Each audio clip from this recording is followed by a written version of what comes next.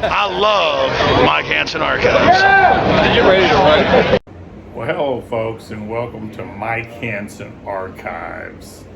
And what we're going to do today is go back 27 years. It's 2022, and we're going to go back 27 years when myself, Mike Hansen, had a show on called River City Talk on Access TV, and I had met Jeff a year or so before, and I had him on my show, and that's before I started producing his show, and then later on Alex Jones' show. So it's a blast from the past, and here we go, folks. If you would like to support us in the future from that time you're fixing to see, I have wrote a book, A Bohemia Grove Cult of Conspiracy, when Alex Jones and myself snuck into the Bohemia Grove. And if you'd like to help support this channel, Mike Hansen Archives, send $25 and we'll send you a signed copy of Bohemia Grove Cult of Conspiracy. And if you want to send $20 in, we'll send you a t-shirt. We got a few left here. Come and make me shirts. That's going to be a blast in the past very soon. We're hopefully getting over that. They just a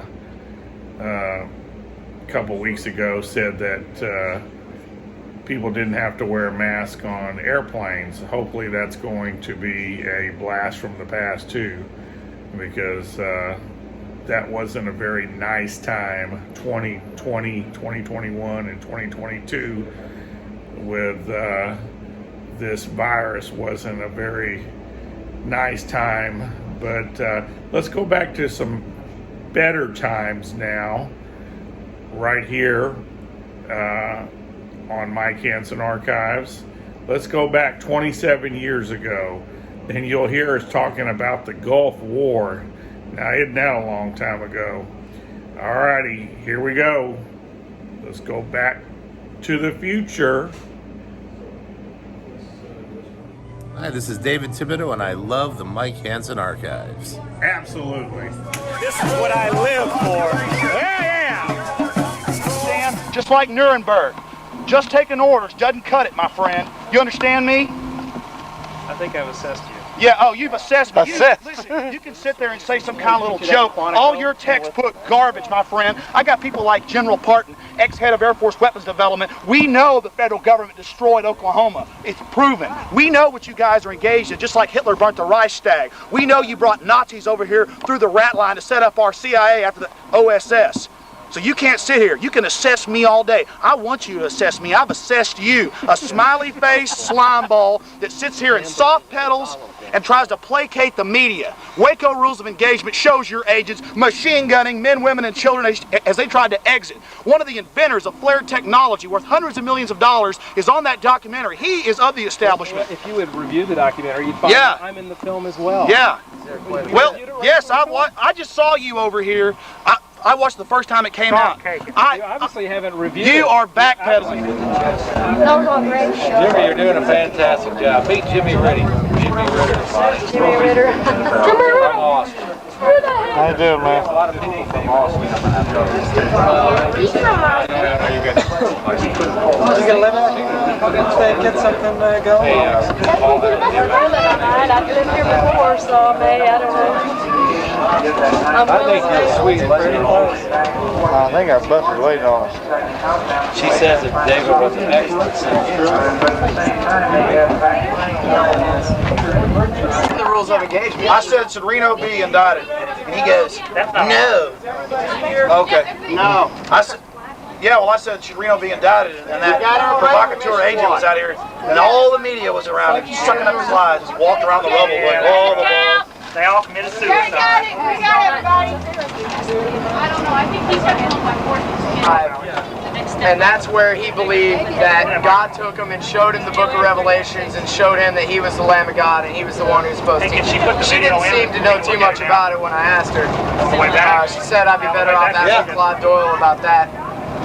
But Put it in. Well, not now. but she basically just told me about his childhood. Oh, God, it was terrible. Wait till you see it. What gives you? Remember what happened and to continue to ask why. It's an image burned into the memory of America. 5 years ago today, fire consumes the Mount Carmel Center near Waco with 80 people inside. It was the tragic end to a 51-day standoff after federal agents tried to arrest David Koresh on weapons charges. In tonight's top story, KV24's Danny Hermosillo tells us now the Davidians have found some unlikely allies for their cause. The tragic end to the Branch Davidian standoff still takes its toll among the survivors. David Koresh, United States. Sheila Martin and others remember these names as friends, children, and spouses. Many times I think of it as like I've really been like in a continual funeral. It's like I live it every day. I see the faces. There's a new face on the scene of the standoff. Mount Carmel now houses a museum that attracts those searching for the truth behind the tragedy. That search has drawn some unlikely supporters.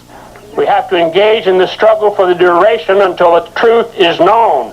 Former U.S. Attorney General Ramsey Clark now represents the surviving Davidians in their wrongful death suit against the government. It's not a matter of taking sides. It's not the government against the people or the people against the government. It's the people's government working for the rights of the people. That's where I recovered the majority of the bodies. Ferris Rookstool also defends the Davidians.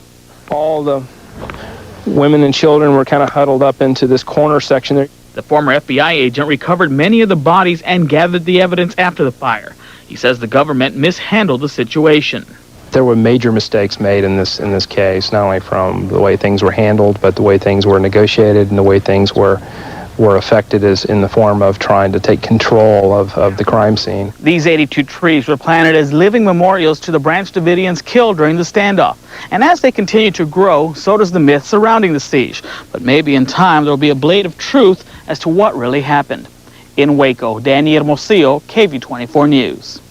4 ATF agents were also killed during the initial raid on Mount Carmel. 7 Branch Davidians are serving terms from 15 to 40 years for either killing those officers or other weapons charges.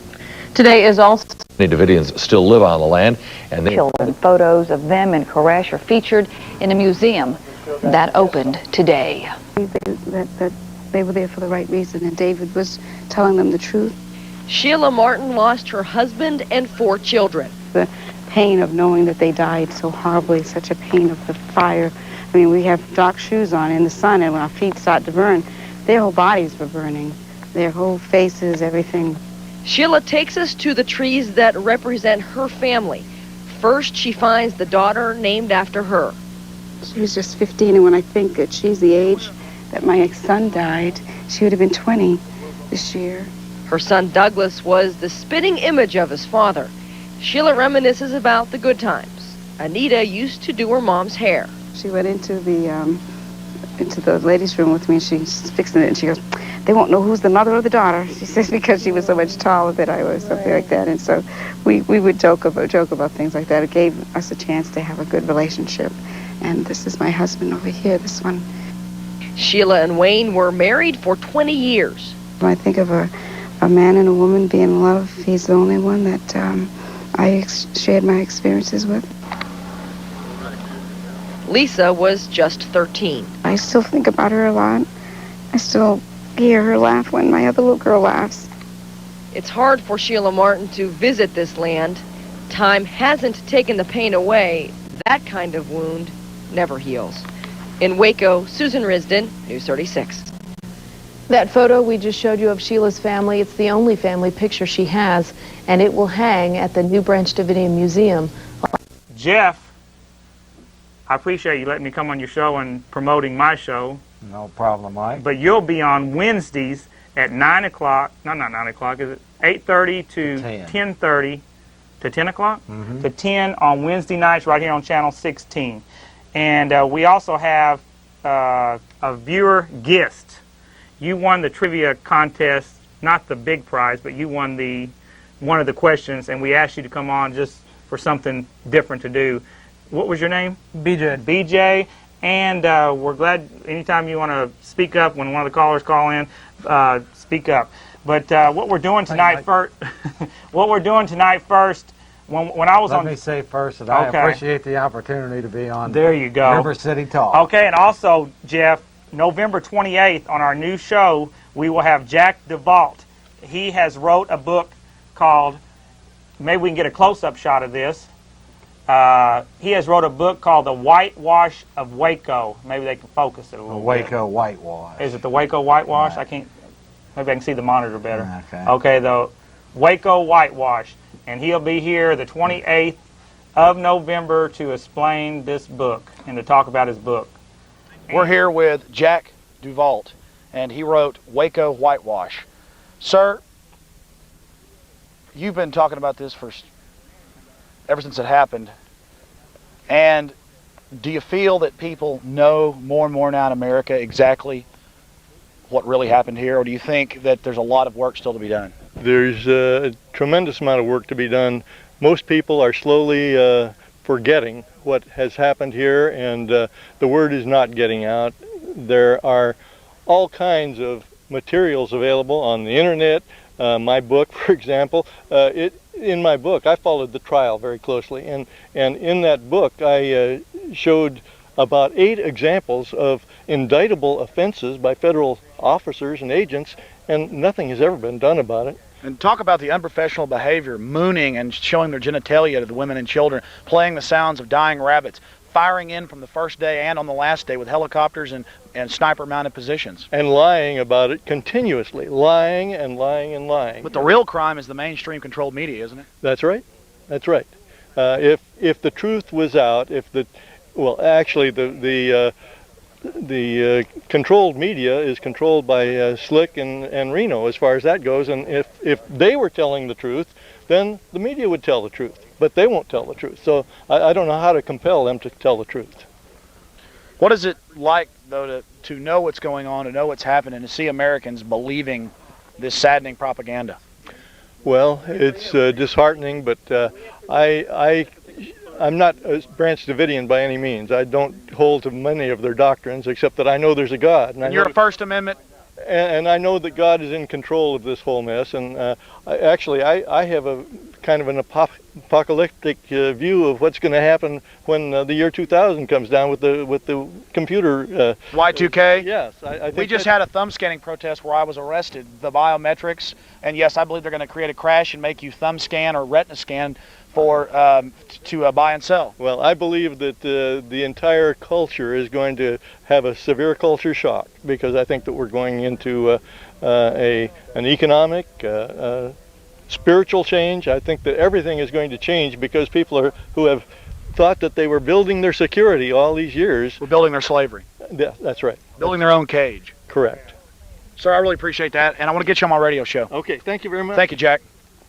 Sir, you came here during the siege, correct? During the siege, we came up here. I engineered maybe 40 people. I've been involved in the Operation Rescue business, saving babies' lives, unborn babies' lives. And so I felt that here were some born babies' lives that needed to be saved, and I was convinced that they were going to die. During the siege, I was convinced that they weren't going to let them out. Because you saw the mentality? That's right, that's right. The federal government officials have this compulsion to be in charge, to win no matter what, to absolutely overpower any opposition. And this was what I observed, and I also knew the hearts of these people that were here, and they just were going to be steadfast. They were not going to be movable. So we came up here with about 40 people, I guess it was a month before the siege ended in the fire, and we made an effort to walk in. We got 5 miles away here, and there were FBI agents, ATF agents, state troopers, the sheriff's department, all out forcing us not to step across a line. So it was an MJTF operation? Well, more or less. We all had armbands on. I had armbands made that said "Unarmed Patriot," so that when we got shot, the press was out there. If we got shot, we would at least be identified. And we didn't even have the courage, though, to step into the face of those AK armed men that were guarding every road, every approach. We came around to the backside over here and tried to come across the field there, and they had helicopters circling us all the time and armed guards. Now, Jack, sir, I know you were in the military, and I know you're an author and everything, but come now, helicopters don't exist. They're only building a huge helicopter base in Austin for surveillance with infrared. Please, just don't see those black helicopters. Of course, these helicopters were not black; they were dark pink. green. Oh yeah, of course. Yes, sir. But why are you not engaging in the mass delusion? Please engage in it with the rest of culture. Well, you see, when I joined the Air Force, I've taken the oath of office 5 different times. I joined the Navy during World War II. I joined the Air Force as an enlisted man. I then went to aviation cadets. I then was commissioned. I then got a regular commission. Each of those times, I had to take the oath of office. Would you please tell us that oath? That said, I will defend the Constitution of the United States. From enemies. From enemies within and without, the foreign and domestic. That oath has not gone away just because I got out of the service. I was not released from that oath. That oath was under God. And I still have that obligation. Just like Michael New, would you refuse as a young man they tried to put you under UN control? I hope I would have the courage of Michael New.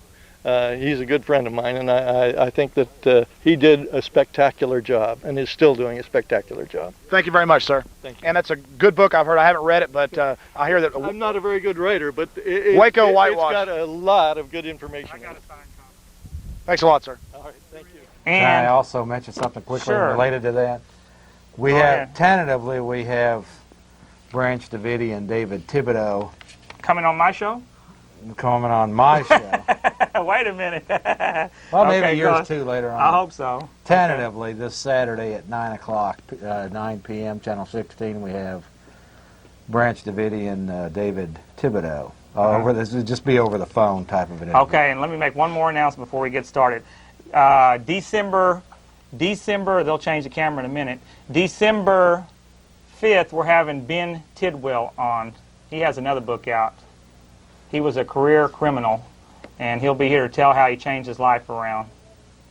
Okay, first up, we got a caller that called in on Jeff's show while I was over there promoting my show Saturday night, and he called you an anarchist. Maybe, and we got him on the phone now, and we want him to explain what he means about that. Are you there, caller?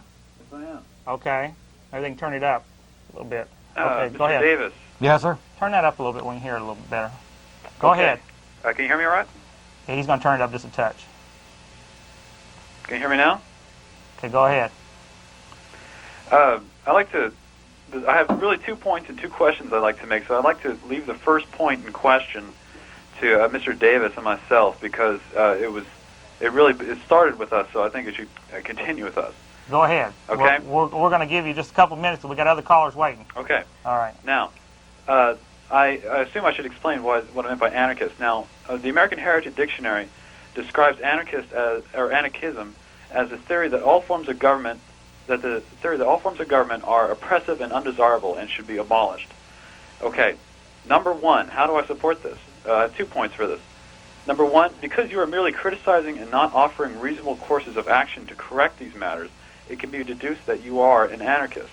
Number two, if the guidance of the federal government was subjugated to the sovereignty of the states, which is a principle of many militia members, of which I saw that piece you had of a militia member on your show that very night, many political theorists believe that relations between the states would reduce to political anarchy. Now, the American Heritage Dictionary defines political anarchy as political disorder and confusion. And my question for you, Mr. Davis, is, with that said, why are you not an anarchist? Go right ahead, Jeff. Okay, first off, I am basically a constitutionalist. I believe that the United States Constitution was founded in principle by beliefs and principles that I agree with. However, my position, my current position, so I'm not totally a no-government person per se. Now, I do carry the belief that this current government at the federal level has been hijacked. It is controlled by alien forces, money interest, things of this nature. So I contend that this particular form of corrupt governmental system that we have in Washington needs to be torn down. So that's basically my position on that. I think that, again, that it's totally corrupt. It serves elitists. The taxpayers get sucked out of the middle class is getting sucked out of their resources to pay for fraudulent programs, massive looting programs. And so my basic premise is to awaken the American people to the fact that this current bunch in Washington do not represent the Constitution. In fact, do not even represent the United States of America, are serving foreign interest, money interest, and needs to go crashing down. Okay, then you've led yourself into my second question. You define yourself as a constitutionalist. Now, there are two basic points that constitutions are based on. Number one, John Locke, in his two treatises of government, defines natural rights as life, liberty, and property, and defines government as a society of men that came together to guard these rights. Therefore, if government fails to do this, revolution is justified and necessary. How has the government failed in protecting your natural rights of life, liberty, and property on an individual standpoint, Mr. Davis? Okay, my assertion to that is, if you look at incidences like Waco, Randy Weaver, all the different... Individual standpoint, standpoint. Well, the country was formed on individual rights. My premise... What about somebody sending somebody to life in prison for a marijuana cigarette? Well, Would that be an example of that? That's all part of it. What we have now is a government that does not protect and defend the lives and property of the American people. We now have a government that's taking the lives and property of the people in this country. All you got to do is look at the different IRS seizures, property tax seizures, the political prisoners, the different marijuana, the different drug laws that have people that in prison. You have people in jails for running lottery pools.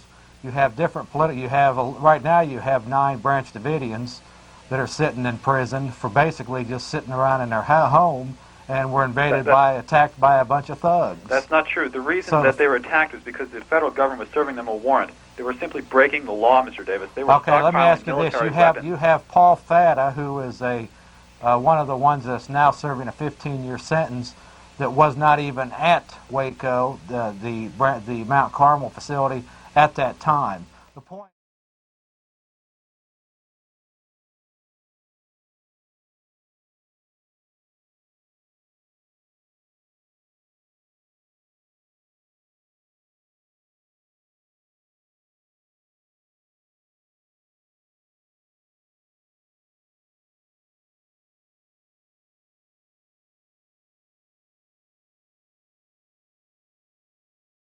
Well, first off, how long were you in prison?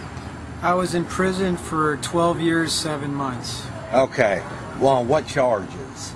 The original charges were conspiracy to commit murder against federal agents, aiding and abetting murder of federal agents, carrying a weapon during a commission of a crime,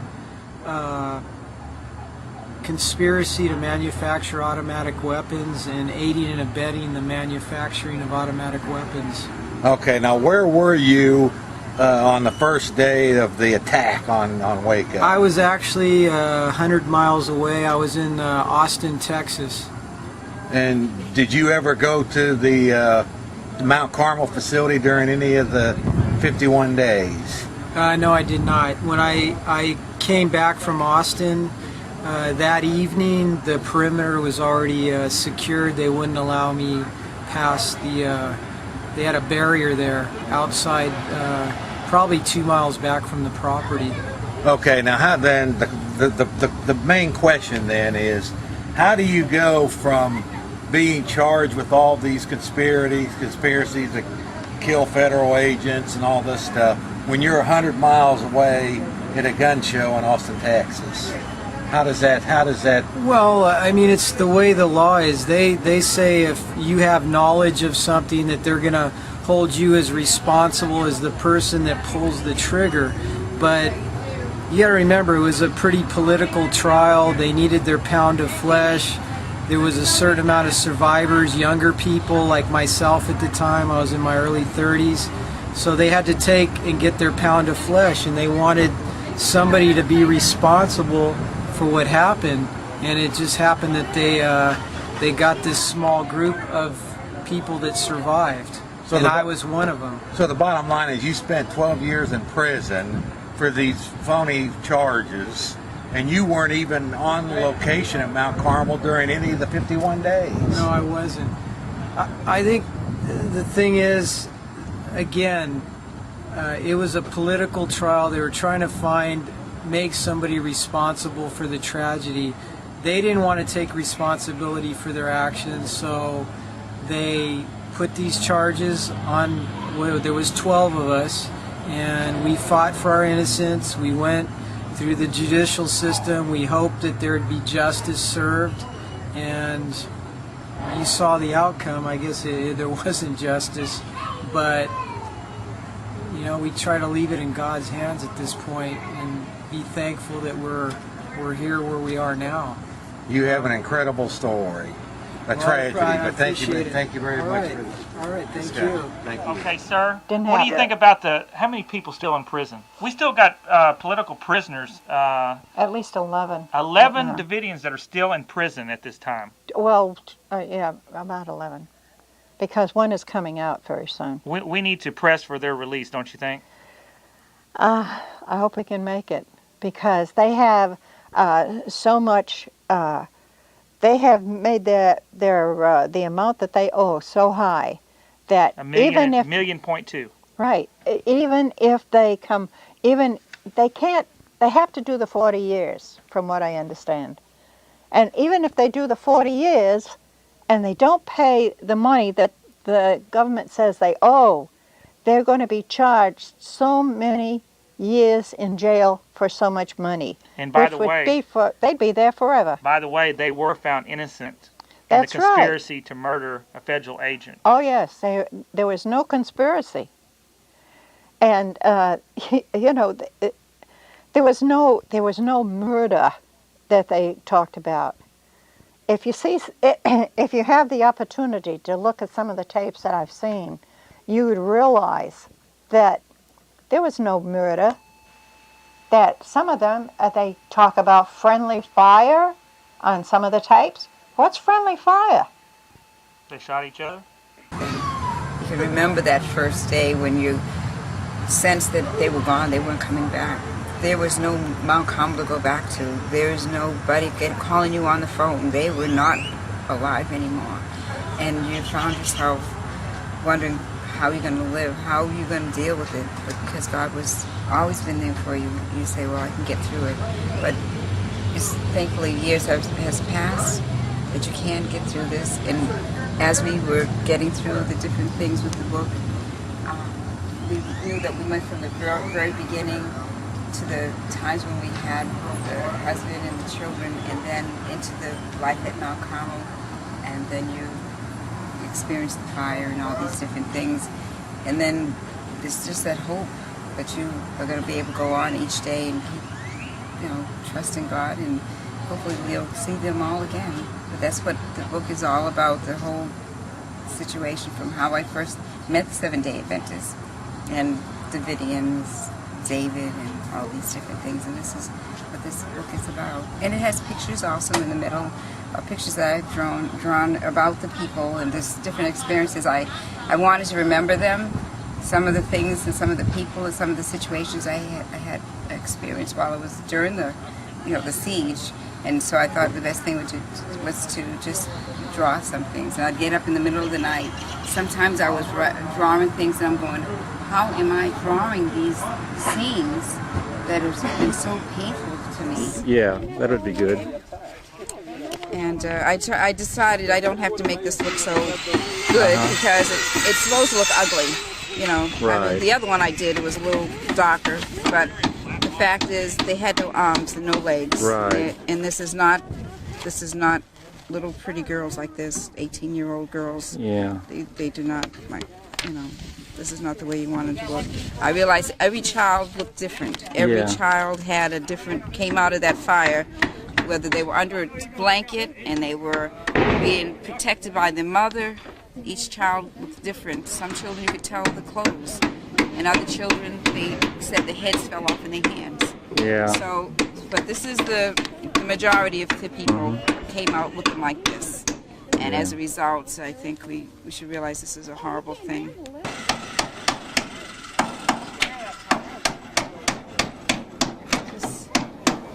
My name is Cyrus. I was 8 years old when I died. I was burned alive at Mount Carmel, April 19th, 1993. This is on that picture of the Waco, the new revelation, to show the bodies of the children just burned to a crisp. No recognition, missing of it. This is how I used to look. He had blonde hair, blue eyes, freckles. He was a cute little guy, very smart, very intelligent.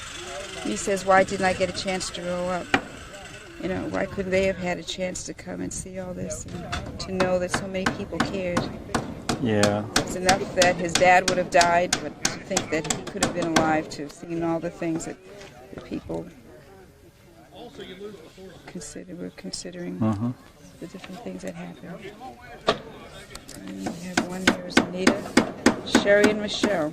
This is the three girls who were burned at Mount Carmel, April 19th, 1993. We don't know what they look like, but we know that the understanding I have is the remains is what they came up with, a lot of these young children. And these are three girls who were the best friends. They were 18 years old, they were a few months from being 19. They used to try to talk and to be with each other. Thank you. It's the same. Is that good, Ed? Oh, yeah. Digging around in here. We're out here, it's week 17, and I'm digging around out here in some of the rubble piles. We've been digging up household implements, knives, forks, scissors, batteries, and a lot of fragments from government grenades and tear gas rounds. We've also been finding a lot of different 50 cal rounds, 223 rounds for conventional firearms. Really, really interesting and historical. It's too bad the feds came out here and scraped away most of the topsoil and took the pieces of the storm shelter, the storage area inside where they killed the children with a shape charge, shipped it off to a landfill outside Waco and covered it up with concrete. We're trying to dig up what we can out here while we're constructing the new sanctuary. Very historical, and it's great to be a part of it. Came out here, and we're just looking around. We're looking at that pile of rubble out in front by the driveway, and I was getting a cup of coffee, and he found it, and he said, this is the base of the round, and this is what's left of the propellant right here. And he said, that's flammable. And he really didn't say a whole lot about it to me, but he got on the website, and Tommy's website, and on the chat room, and told Tommy Cook a whole bunch of stuff about it. And Tommy's here. Maybe you can talk to him in a little bit, and he can tell you what Glenn had said.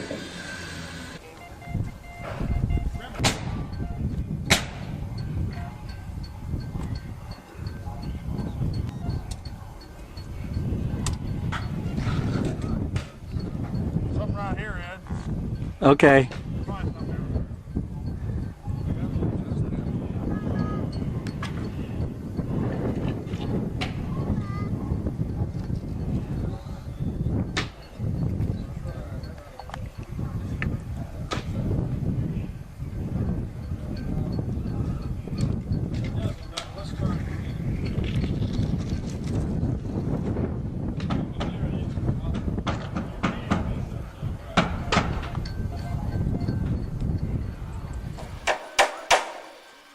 Grandma.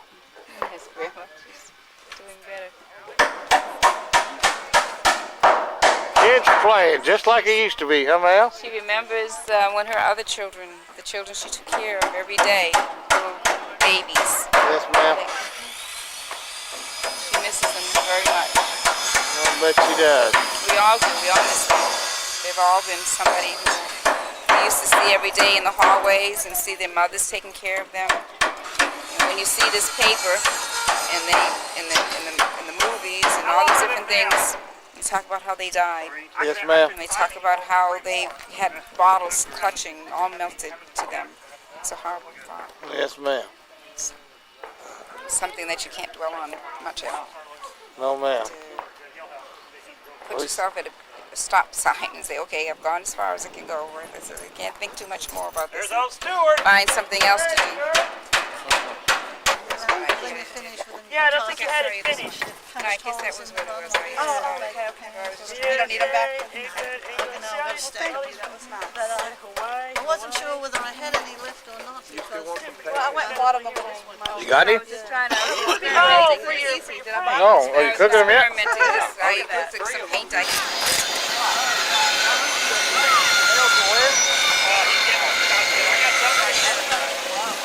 Yeah, this is Clive Doyle's mother, and us and that know these people, we call her Grandma Edna.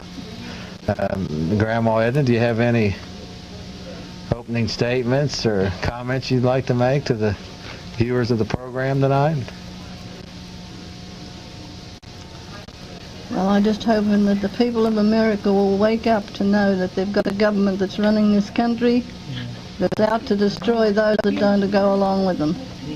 And what at Waco is not the last you've seen of it. It's going to continue on till God comes down and finishes the work himself. So I want to just you ought to comment on that. I would agree with everything she said there, that there is a government in place now that is out to destroy anybody that's righteous. Haven't they proved it? Yeah. Well, that's what the scriptures teach. That's right. There are powers that want to do away with God's people.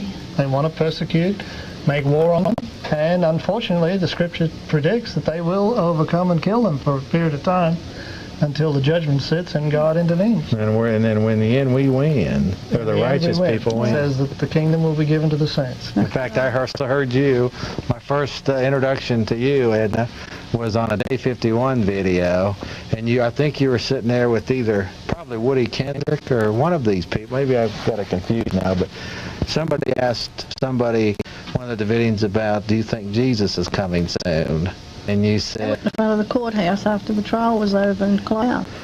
And somebody was saying, do you think David will come back? Yeah, the sooner the better. Well, actually, and I'm still saying that. I'm asking God, please hurry up and send David back and put an end to all this terrible violence, evil that's ruling this world. And nobody seems inclined to want to stop it. That's the pity of it all. People are just sitting, taking it. Who started the militia in this country? Bill Clinton. Because he sits in a position where he brought about a position where people are afraid, so they take up arms for self-defense. Why shouldn't they? Who wants somebody bashing in home and kicking things around and just stand to it? No way. Not home anyway. Grandma, do you have any thoughts about this? We hear rumors about this new world order that Bush... Sure, there's a new world order. The devil's going to bring one in, which is coming in, is almost in existence now, and God's got one which is far better, and that's the one I'm waiting for. I don't want anything to do with Satan and the people that let him use them. The point is, we have political prisoners. You've had Lyndon LaRouche, several of his associates. You have Black Panther Party people. You have several types of people with political beliefs, different beliefs, maybe a little anti-government, anti-establishment, whatever, that are sitting in prison. And this is not the function that the country was set up for. It was not set up to be deciding who they think are extremists and right-wings and dangerous. The country was set up on individual rights for everybody, and this government has violated that clearly. Over the last 70 or 80 years, we send our young men and women to go fight in phony wars, given phony reasons. What is a phony reason? Okay, Vietnam is a phony war that cost tens of thousands of American young men and women lives for no better reason than supposedly to fight communism. Well, that is a very valid reason. The Constitution is very clear on all these issues. We are to protect our borders. The Constitution was 150 years before communism. How can you say that? The bottom line is this, and if you look, all you got to do is look around you. Right now, a constitutional form of government is there to protect, you answered the question yourself, it's there to protect the lives and property of its citizens. It's not doing that. In fact, what it's doing is going around giving out speeding tickets, going out enforcing marijuana laws, going out ensuring people have inspection stickers, going out and ensuring that people have license plates. They're going out and ensuring that people have driver's license. They're going out and ensuring that people don't drink past 2 o'clock. They're going out and ensuring, forcing actually through coercion that you pay your property taxes. Any way they want? That you pay your property taxes or you lose your home. A political and economic system of Europe from the 9th to the 15th century, based on the relation of lord to vassal, as a result of land being held on condition of homage and service. Right. Communism is a way of life that is contrary to most teachings of the Bible and that of common law as our beloved country was founded on.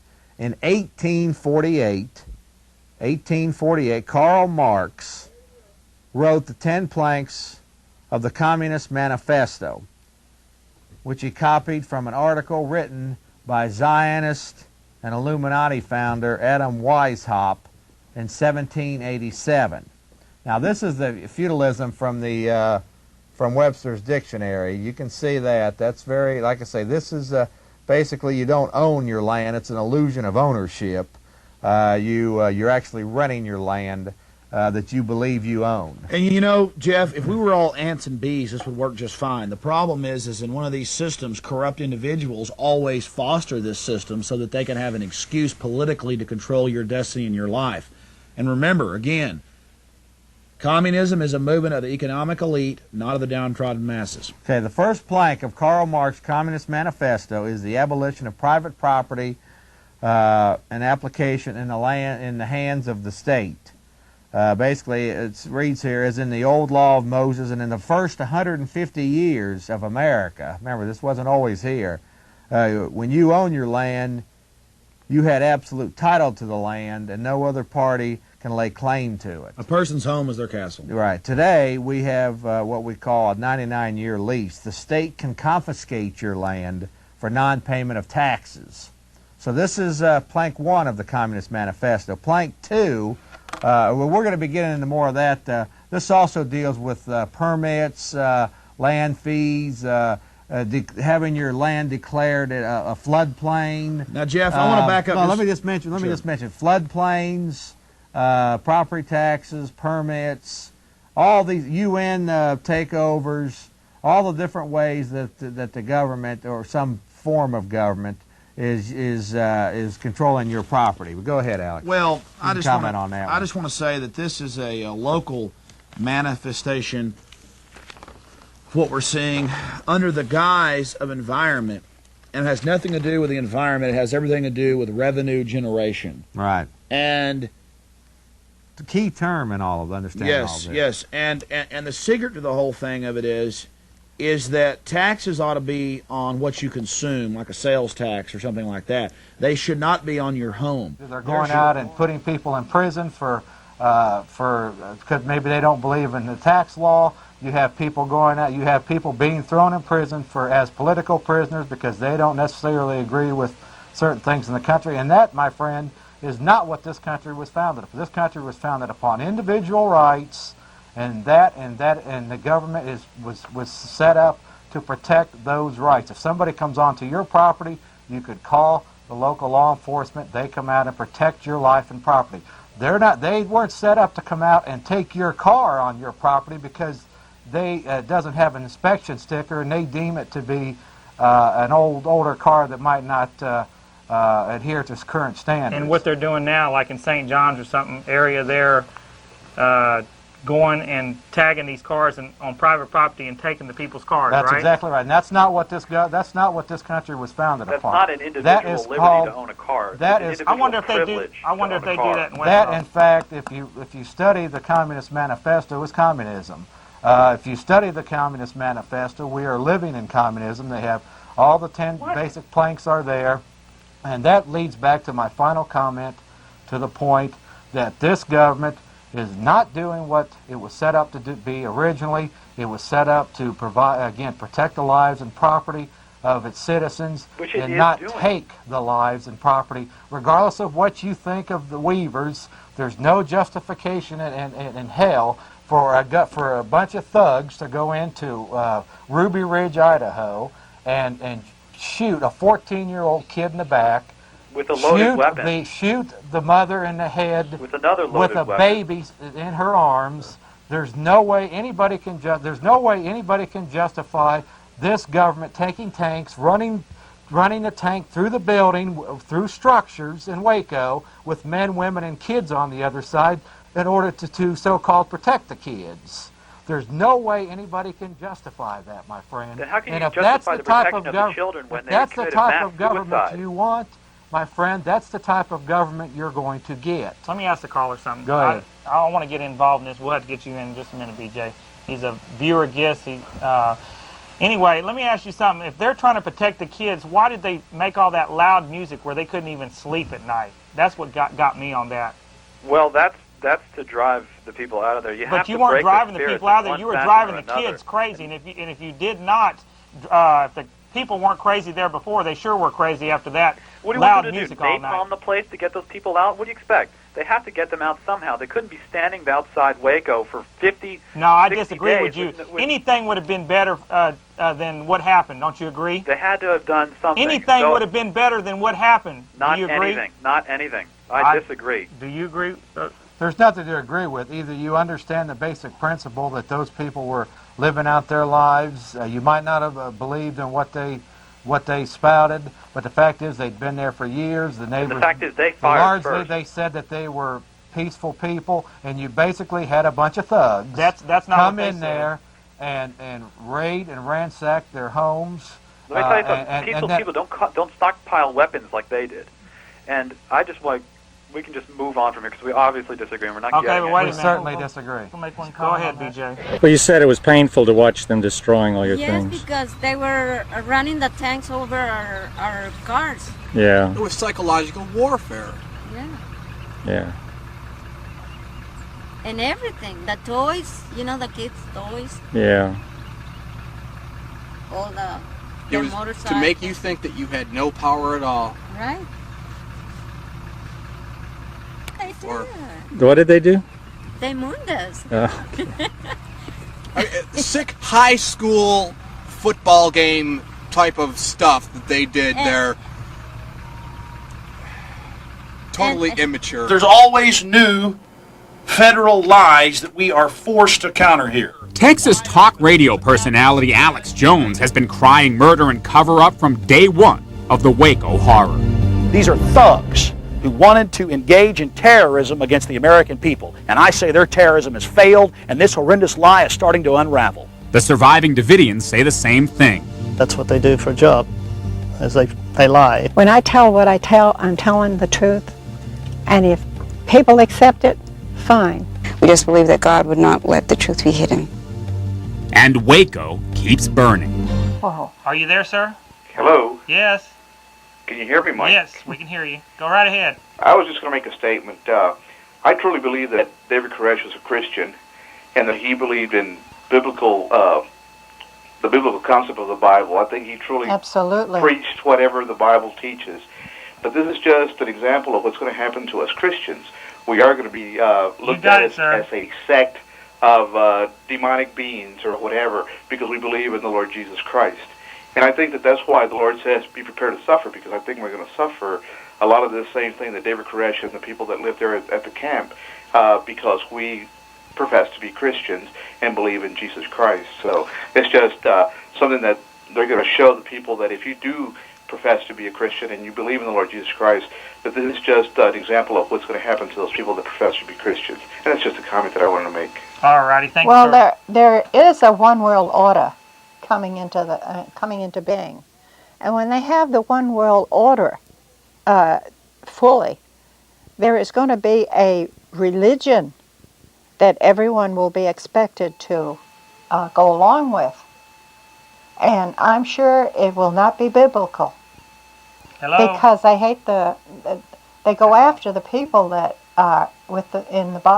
studying the Bible. They were serving a warrant. If they had nothing to hide on the Branch Davidian thing, why did they put up such a big fight? I mean, that's absolutely correct. The loud music thing was a little bit out of hand, but these people should have just given up if they had nothing to hide.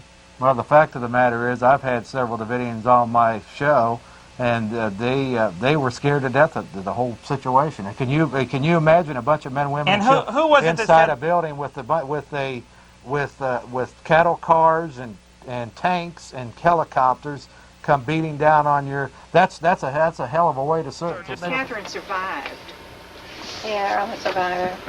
Put your other earphone back in. No, I can hear. Okay. Yeah. She survived the what is it we're calling you've named it now, the Holocaust? Yes, I would say that because it's very much that. It was something that we did not expect. We did not know. See, everyone expected to come out after a few days, and twice they expected to come out. But if somebody went out the door, they'd tell them they did not want them outside. And then they put the Constantine wire around the one in the windows, under the windows and all yes, around. and we need, and Constantine wire is that, you might call it razor wire. Sharp. Razor wire. You know, I never knew what Constantine wire was until I went down to Mount Carmel and I saw it. And I could not believe that anybody could ever get out with that around. Well, if they use it at the time for pieces. prisons and Sure. correctional facilities, because it's raw. And I know what it is. You're gonna laugh when I tell you this, but my husband brought some home for me. Look at my husband's an architect, and when you do a prison, you have to pick out. You say, I want Constantine wire 321 in the puce color. It's like little bitty razors. And they're very close together. Yeah. It's like a saw blade. It's like a shaving, the one-side shaver, only not as wide. It's right. It's thin, and I'll tell you, if you touch it, you feel like you could cut yourself just touching it. Oh, I just don't. That's the thing either. about it. So you thought in a couple of days that this would be over? Everybody was going to come out, and when I came out, I tried to bring things that I would use if we went to court. Such I never had clothes, but I never got them. I never got them out. The clothes I had on, I never received back. And so when I came out of jail, I had just the white outfit, and I was very fortunate to have a white outfit because they had sent me to Gatesville, who has white. Waco has orange. I'd have never been able to walk around with that orange on. Because this morning, I think, and it said that it was about the Davidians. I pulled it off. Somebody could send it to me. Here we are. Okay. When I got out of... What were you put in jail for? Oh, I was told by the judge that I was being charged with murder and conspiracy to murder and conspiracy. But you know what happened? There was about 4 o'clock one afternoon. They took me into this little room with all these men with him, to hear what was going on. The very next day at the same time, they brought me up to the federal court, and he came out and he told me that they had dropped all charges. And they had to drop charges because, see, my right eye is not good enough to shoot with. I can see out of it, but I can't see well enough. You couldn't sight a gun? No, I could not. But I could use my left eye, but you cannot use a left eye on a right-handed gun. Well, I can't really feature you ever shooting a gun, period. I'm sorry. And Catherine Madison was one of the oldest survivors there, and I'm getting ready to show you an interview I did 20 years ago. I'm going to just show you the raw footage. I think it's about 30 minutes long, and she's going to tell her side of the story. I got to know Catherine Madison whenever she moved to Austin, Texas, back in about the mid-90s. She moved in with Wyla and her family. And Wyla was associated with the Branch Davidians. We started having the Branch Davidians on our TV show. As you know, I was the producer for Jeff Davis at the time. Later on, Alex Jones and a bunch of other patriot type people, and we started having the Branch Davidians on, and boy did I learn a lot about what happened in 1993 on that attack that happened there. I got to know her very good. I got to love her as a mother or a grandma. She was such a great lady. She would have been in her hundreds by now. I think she died in 2009. And this interview here, you know, tells the story about what she's seen on February 28th, 1993, and what she went through.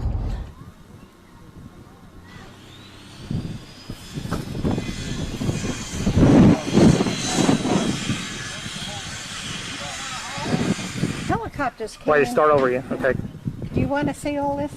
Yeah, that's fine, because this is the way it looks now. The helicopters came in from that direction, and they were coming, and as they came in, David's room was here, like this is the building, his room's extended out on the south side, and that's what they were pointing at.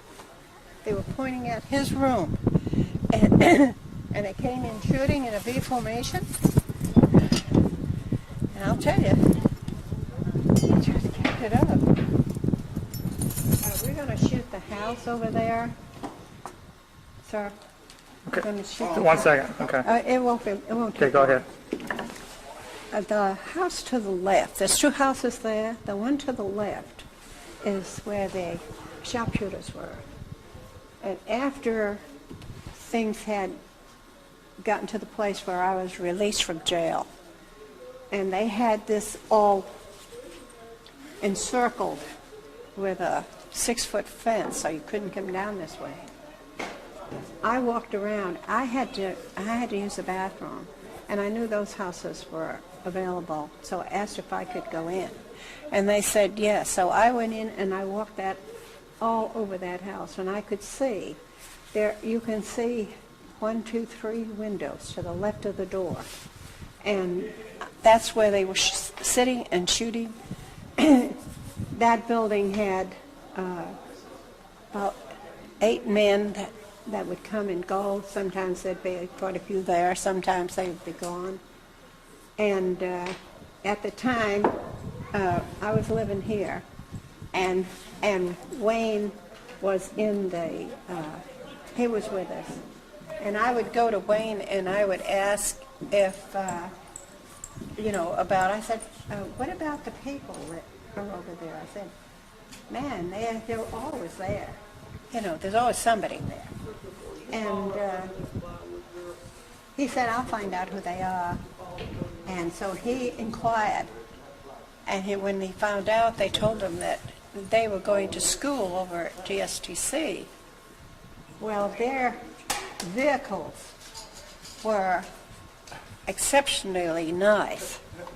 And most of them looked pretty new. Trucks and the vehicles they had. And so when he told me that, we kind of laughed because we knew that if they had been going over to TSTC, they wouldn't have that type vehicle, because that is not a school that has people with money. They would be going to another college, another place for their instruction. But anyway, they used to take our pictures, and that's where they did a lot of shooting from. And it was a type of bus that you'd find on the road for long distance, like your Greyhounds. And we used it quite a bit. That was still in good shape after the fire, although they had rammed the front of it. But this was destroyed after the fire. And I don't know who destroyed it, but somebody came in and fired it, and they tore it all to pieces, just like they ruined the other bus we had. See. Oh, this camera can. Can you see that? Uh-huh. See that there? That is razor wire. That is so sharp, you can hardly touch it. It will cut you. They had some that was bigger. It was about twice the width of this. That's what I was looking for, but I don't see it here. But they put the razor wire in front of the windows. They said they wanted the people to come out. but they put the razor wire in front of the windows, and there was no way that people could come out of those windows, which they could have crawled out of at any time, with that wire there. That would have ripped them to pieces. You have no concept of how sharp that is. I wish I could find the other. And I went into the barn, and I could see where they had set up snipers there. They also set up snipers in the ground where they dug into the ground to make it. Actually, it looked to me like it did when you saw pictures of a war, and men had dug in so that they could watch the enemy and shoot them. We had snipers all around us, and there were the two houses across the street. They were in one of the houses. They were set up there, so that when the 25 or 30 people came out of the back of the house, back of our home there, they were shot. And afterwards they took the...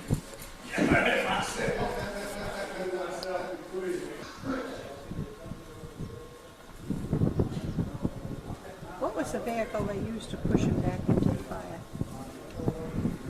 No, it was a tank. It was a tank. It had a...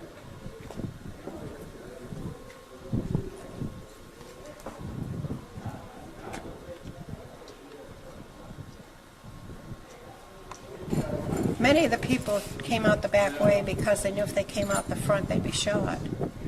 And so they thought, well, if they came out the back way, they would escape the fire. But because of the snipers that were all around, they were shot. And they were shot by experts. And I feel sorry.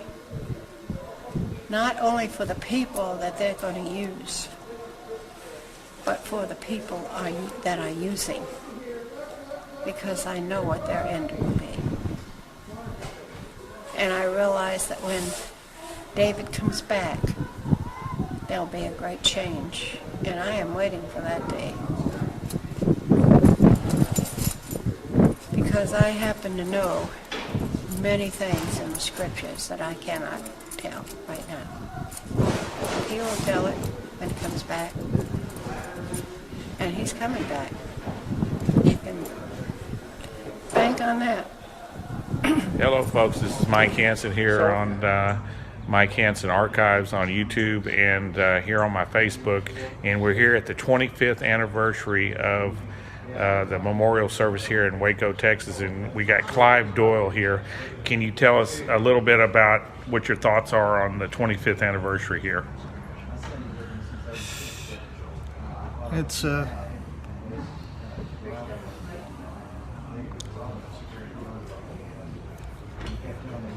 It's all right. Everybody knows you.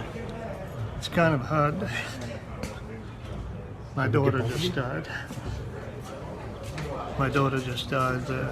That's what I heard. And we didn't put it out on the internet because we were asked not to. This is the first time people out here on my... A lot of them don't.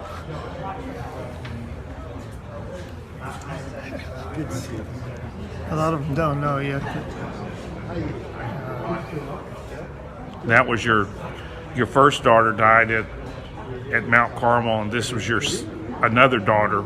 This is my oldest daughter. It's my youngest that died in the fire. And Karen was coming down, had her plane booked. She was coming down for the memorial, and ended up dying in a head-on collision. A drunk driver. People up in Pennsylvania saying that it was deliberate, it wasn't an accident. Tried to run a cop off the road first. I guess the cop avoided it.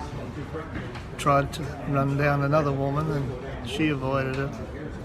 Karen was third in line. So they say she died instantly, which is... At least she didn't suffer too much.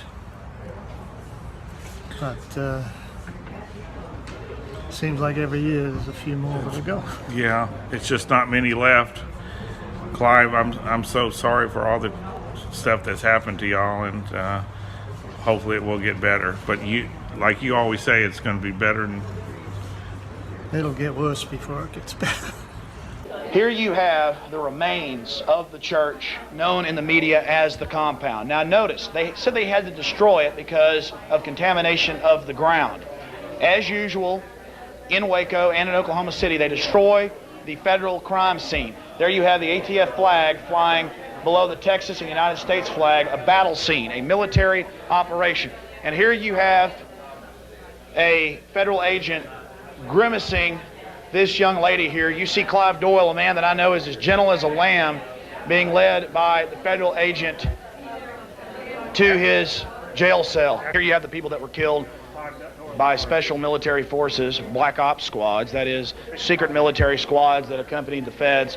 We're told also that some British special forces teams were inserted to kill all the witnesses because they couldn't have witnesses of what happened. And there, of course, you have the evidence before it was destroyed. The FBI and the BATF always bulldoze from Oklahoma City to the World Trade Center bombing after they've done their handiwork. This is Clive Doyle's daughter. Did not deserve to be burned up in the building and shot as they tried to exit. We're here with Clive Doyle, one of the surviving Branch Davidians. He came down a couple months ago, and we really appreciate you coming down to share the information, the knowledge of your run-in with the New World Order, what you'd call Antichrist forces, here in Waco, Texas. I appreciate you having everybody out here. What do you think about a Attorney General coming out here and speaking about what's happening in the police state? Well, Ramsey Clark has been a great friend ever since he got onto our civil case, and he has spoken just about every year for the last 3 years. The fact that an Attorney General has the gumption to get up and talk the way he did, I think is a credit to his personality and his principles. I'd kind of like to see the day when Janet Reno would have enough gumption to come down here and say the same kind of things, but that may be down the road. With respect to the use of military weapons, these pieces of equipment were unarmed, as I understand it, and were contracted. I mean, it was like a good rent-a-car. A good rent-a-car? A tank going into a building? I thought it was an interesting development that we had a FBI negotiator that was negotiated during the siege that actually came out and... Is he gone? I'm not sure. But it's the first time we've had a government agent, or ex-government agent that was involved with the situation. Did he apologize? He did to me. I don't know that he did publicly in so many words. What's his name? Ferris Rookstool. Oh, he's one of the guys on the phone, wasn't he? FBI negotiator. Where is Ferris? I don't see Ferris. I'd love to ask him about that. We have live hand grenade building that we recovered as well. Of course, right out here in front was where the... That didn't come out in the trial. You're some kind of provocateur. In fact, you're one of those FBI agents, aren't you? Hey, we're in the middle of one of our interviews right now. I don't give a damn. Well, I don't give a damn about you either. So oh, yeah, you're not going to do anything to me. These people are murderers. These people are murderers. I'm sick and tired of hearing your lies when you machine gunned a bunch of men, women, and children. You got a big problem, buddy. You sit over here. I'm not afraid of you guys. I'm a law-abiding citizen, and I'm sick of it. You sit over here and you talk about how the children huddled in the corner and how the ammunition that they had is what killed them, all the rest of your garbage. You ought to be ashamed of yourself. You don't stand up for the Constitution. You stand for zip, not a zero. You have no calm aplomb. It's false, my friend. And let me tell you, a lot of people are writing down your names. You can follow people around. You can harass people. You can back up your bankster buddies. But a revolution of peaceful information's coming, and when it comes time, you people are going to be brought to punishment. You understand? Just like Nuremberg. Just taking orders doesn't cut it, my friend. You understand me? I think I've assessed you. Yeah, oh, you've assessed me. Listen, you can sit there and say some kind of little joke. All your textbook garbage, my friend. I got people like General Parton, ex-head of Air Force Weapons Development. We know the federal government destroyed Oklahoma. It's proven. We know what you guys are engaged in, just like Hitler burnt the Reichstag. We know you brought Nazis over here through the rat line to set up our CIA after the OSS. So you can't sit here. You can assess me all day. I want you to assess me. I've assessed you, a smiley-faced slime ball that sits here and soft pedals and tries to placate the media. Waco Rules of Engagement shows your agents machine gunning men, women, and children as they tried to exit. One of the inventors of flare technology, worth hundreds of millions of dollars, is on that documentary. He is of the establishment. Didn't you hear what I said? Didn't you hear what I said? If I had heard No. you, I wouldn't have to ask the question. Well, I mean, Yeah, but we don't need this type of placating, somebody coming in and saying, oh, I'm so sorry that we did this. We don't need that. We need indictments. Then you need to go and you need to call for indictments of Janet Reno. Okay. Are you calling for an indictment of Janet Reno? No. Herman Goering and Drag. No.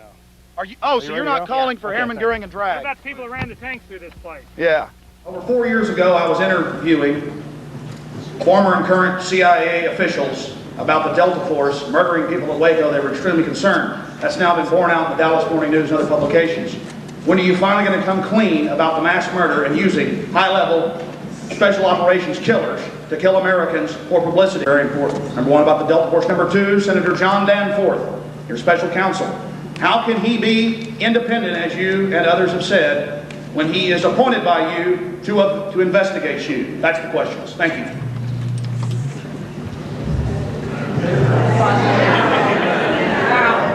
The crowd giggled and laughed, and Reno refused to answer the question. Makes you proud to be an American. Well, here you have it right here. We're told that the bunker was here where the children cowered, where they drove directly in with the tank and pumped in the CS gas at point blank range, and then they pushed all the rubble over there. So the bunker was somewhere over in this area. This is just more a big brother, and we just went over there to one of the FBI negotiators who's now over here soft peddling things. And not calling for indictments. And he's not calling for indictments of Reno, Herman Goering and Drag. Do you know all these slaves are going to get what they asked for? The IRS bending people over all day and all night. It's a real pleasure to stand up to Big Brother and all his slimy cronies. Let's get out of here. Pretty sick. I mean, you know this better than I, to come attack children. Oh, yeah. This didn't need to happen. It shouldn't have happened. But apparently they had an agenda. Do you think that there will be more state-sponsored terrorisms like Waco? I don't think it's over. My Bible tells me that this beast makes war on God's people and overcomes them and kills them up to a certain point. And I don't think you've seen the last of it. So this is just the beginning. It seems that way. That's what my Bible tells me.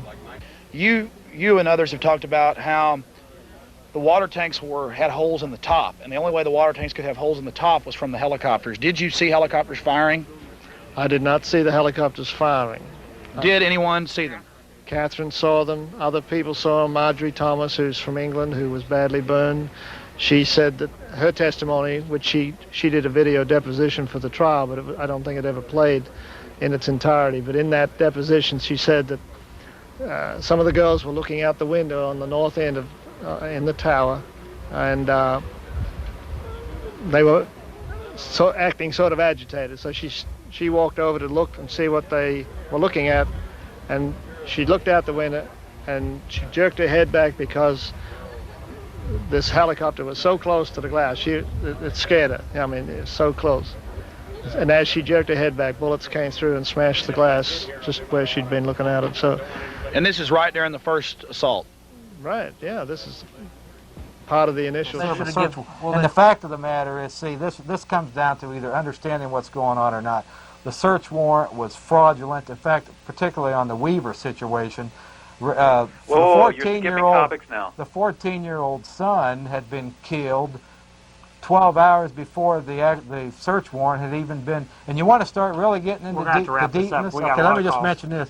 Right now, there is a bill going through the Congress that's going to mandate 1 million wiretaps on American citizens because they've got to protect ourselves or protect us from supposed crime. You don't understand. I guess you agree with that, caller. Without search warrants, the fact of the matter is, my friend, it's time for you to wake up, smell the coffee. You have a government that's not looking out in your best interest, does not have you in their best interest. It's a bunch of elitists who have you enslaved. And as long as you continue to defend this corrupt criminal system of government that we have at this time, you will reap what you sow, my friend. It's time for you to wake up, and whether you agree with me, it doesn't matter. But the fact is, look around you.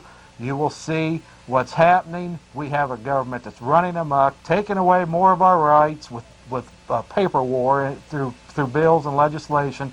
and it's time for you to wake up and smell the coffee. You are just one paranoid individual, Mr. Davis. Well, thank you very much. Okay. Well, thank you so much for being on the show. We appreciate that. Okay, thanks a lot. Thank you. Okay. Did you have any comment on that, BJ? BJ is the guest that we invited on. He's a viewer of the show, and he won the trivia contest.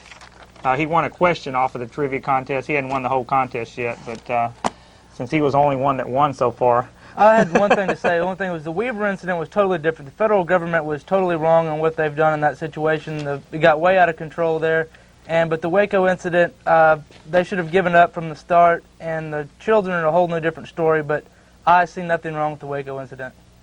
So you're saying that what they did by bulldozing in there with these tanks was justified? I thought it was something in the Constitution where they weren't supposed to use the military against private citizens. Well, we can dispute all the facts. But the bottom line is this: if you agree that this government has the right to get into a tank, run that tank into a structure with men, women, and children on the other side, then you have a different philosophy than I do. It's as simple as that. Let's ask you there's no. We don't have to get into. Well, I got another issue I want to discuss about the new airport in just a minute. Okay, we're going to go on to some calls. They've been waiting for a while. Welcome to River City Talk. Well, there's a new addiction in America, and it's young kids to video games, such as Super Tecmo Bowl, and I'd like your input on that. I don't know much about that. Whose input on that? What? Well, Which one? Everyone's input on that. Whoever's there. Well, video games. I have video one. games. Young kids are getting very addicted to video games. I have one comment on that. Mm-hmm. Well, people are getting addicted to football, to TV, to video games, and all this other stuff too. Mm-hmm. I have one comment on that. Okay. I Jeff? just got some information from a friend of mine in Michigan, who says that there's now a Nintendo game that's called, I forget the name of it, but basically what it is, it shows you as the Nintendo player are a UN pilot, and your mission, should you accept your mission as the UN pilot, is to fly around and shoot down those enemy American airplanes and ensure that those American airplanes don't end up in the hands of American rebel forces like myself. So here we see the conditioning of this new world order here again being played even at the Nintendo level, and that game is pretty well known out there. So, I got to say something about the comment line. I hadn't said that tonight. But the fact is, he's got a point. It is part of the lot of the conditioning. If anybody wants to get on the fax system, give us a call on this comment line at 370-9558. We'll put you on the fax system. Yeah, if y'all have no more to comment, I guess I'll play the trivia. Okay, well, I don't really know much about video let me games just because say I that don't play them and I don't let my kids play them. Beyond the fact that there is a lot of new age Unless you have type something stuff, to say, that BJ. kind of thing. But that's all I have. Okay, we have 192 questions. Give me between 1 and 192. 81. 81. I just want to see how the trivia thing works. You mind if I... How's it work? We just, what do you say, 81? We just go for the 81. Okay. Okay. Then we read the question and see if he gets it. And BJ, you were about the only one that won so far this month, so you're doing pretty good there. I've won twice. Well, you won twice because Bill, that's called in, that's moving, gave. Thanks, Bill. If Bill wins, you get the money. Okay, what war did the U.S. Army commission its first black general? Wait, repeat the question. What war did the U.S. Army commission its first black general? That would be World War II. That is exactly right. Can you give me your first name? BJ. What is it? BJ. Another BJ? Yes. Oh, wait, that's my roommate.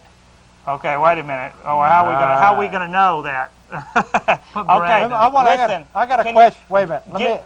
Can I ask him a quick question? Hold on. Give us a call on that comment line and leave your number. We can get in touch with you. Number 4, if we pull it at the end of the month when Jack defaults on, you will win. I got a quick question. And we need to put our sponsors up there, too. We got KCR Cabinets. Cabinets. Those sponsors. KCR Cabinets. Let me ask the caller a question. Cedar Creek. They'll get it up there in a minute. What do you think about the video games?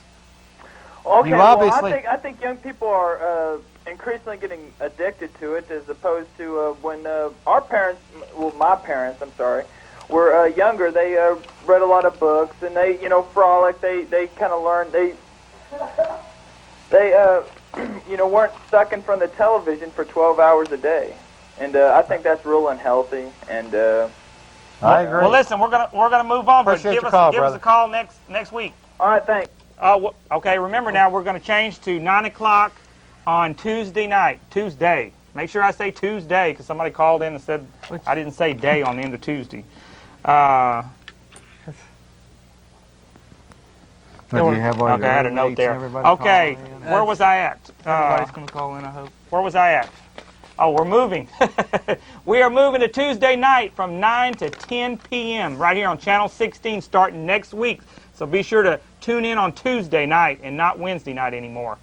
We're going on to another call, and I had something else to say, but I forgot. Well, I appreciate you coming on the What's show. up, guys? Hi. What's up, guys? How you doing? How y'all doing? All right, how you doing? Oh, wait a minute. I forgot to... He was a winner. For the winner. Okay. I'm a winner? No, the last caller was. Okay, go ahead. Hey, I want to say this question's for Jeff. Go right David. ahead. First of all, I want to say what's up to my buddy BJ. We got it. Everybody. This question's for Jeff. Y'all talking about the Branch Davidian deal. First of all, you talking about the children and stuff. There were widespread reports about David Koresh molesting children.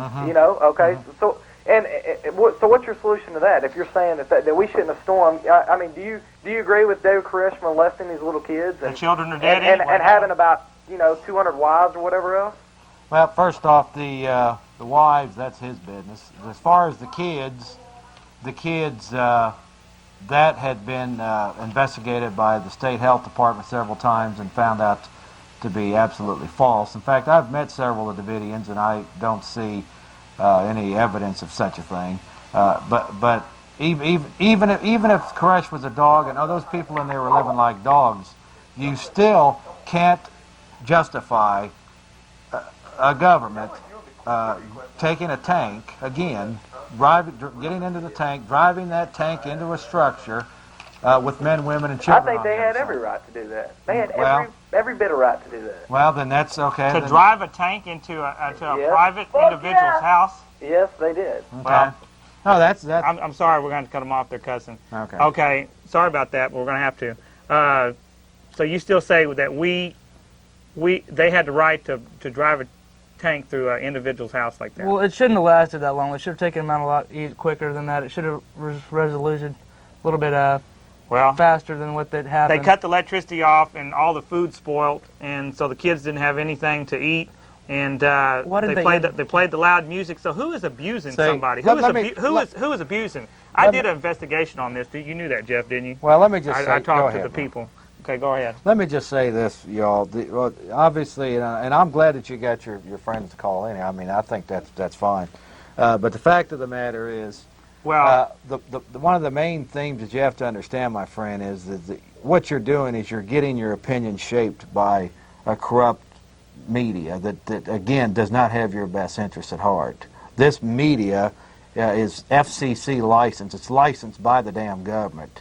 So in fact, all the information that we were getting from Waco, it was the media was cut 2 miles back from the Waco facility, and the only reports we were getting was from some FBI spokesman. So the fact is, if you put your faith in what the media is throwing out on any issue, as far as I'm concerned, you have to understand who that media is working for. The fact of the matter is, it is FCC government licensed media, which has a vested interest in just giving out the standard government. I want to bring up a totally separate issue tonight.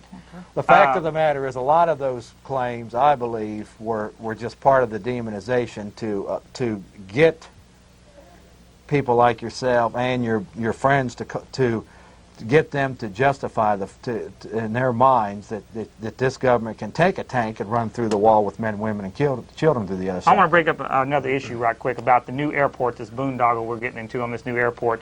I've run into some people that I've met that have houses at the north runway of this new airport. I've tried to talk to the city.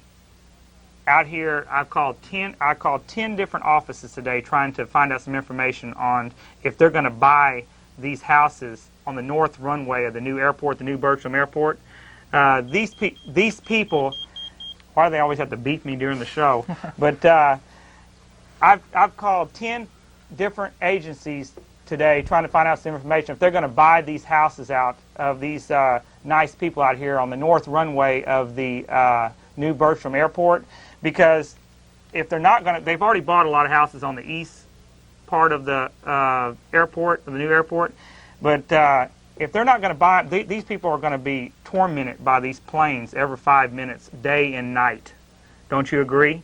Well, so we live right next to 290 and 35 where that airport is over there. Yeah, but these people's been there before the airports took place. They either have, I've talked to these people, they would like for them to buy these houses out, or to let them sell the property to a hotel or something, to a rental car place like that, and they're not going to do that. Hold on, folks. Well, I'm sure they'll pay them accordingly if they do buy them out. Let me just Well, they're not going to do that. Let me just say this. So far, they're not going to do that so far. But do you agree with the city able to do? Do you agree with the city having the right to ruin somebody's property like this? No, and that's what it is. Their dishes are going to fall off the walls. Their house is probably going to fall off the blocks with all this vibration and noise. They ought to have been talking to these people. They have not even talked to them about this yet. And to try to get something done through the city of Austin is very hard. And I think this is going to be a problem. The new airport's going to open up in 1998, I think it is.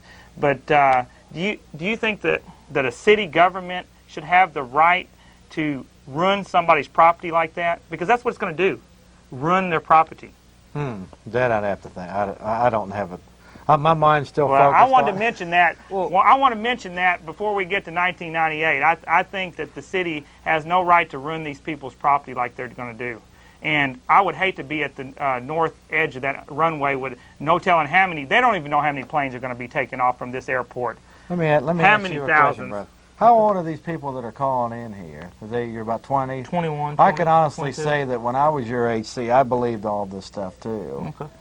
So it's not.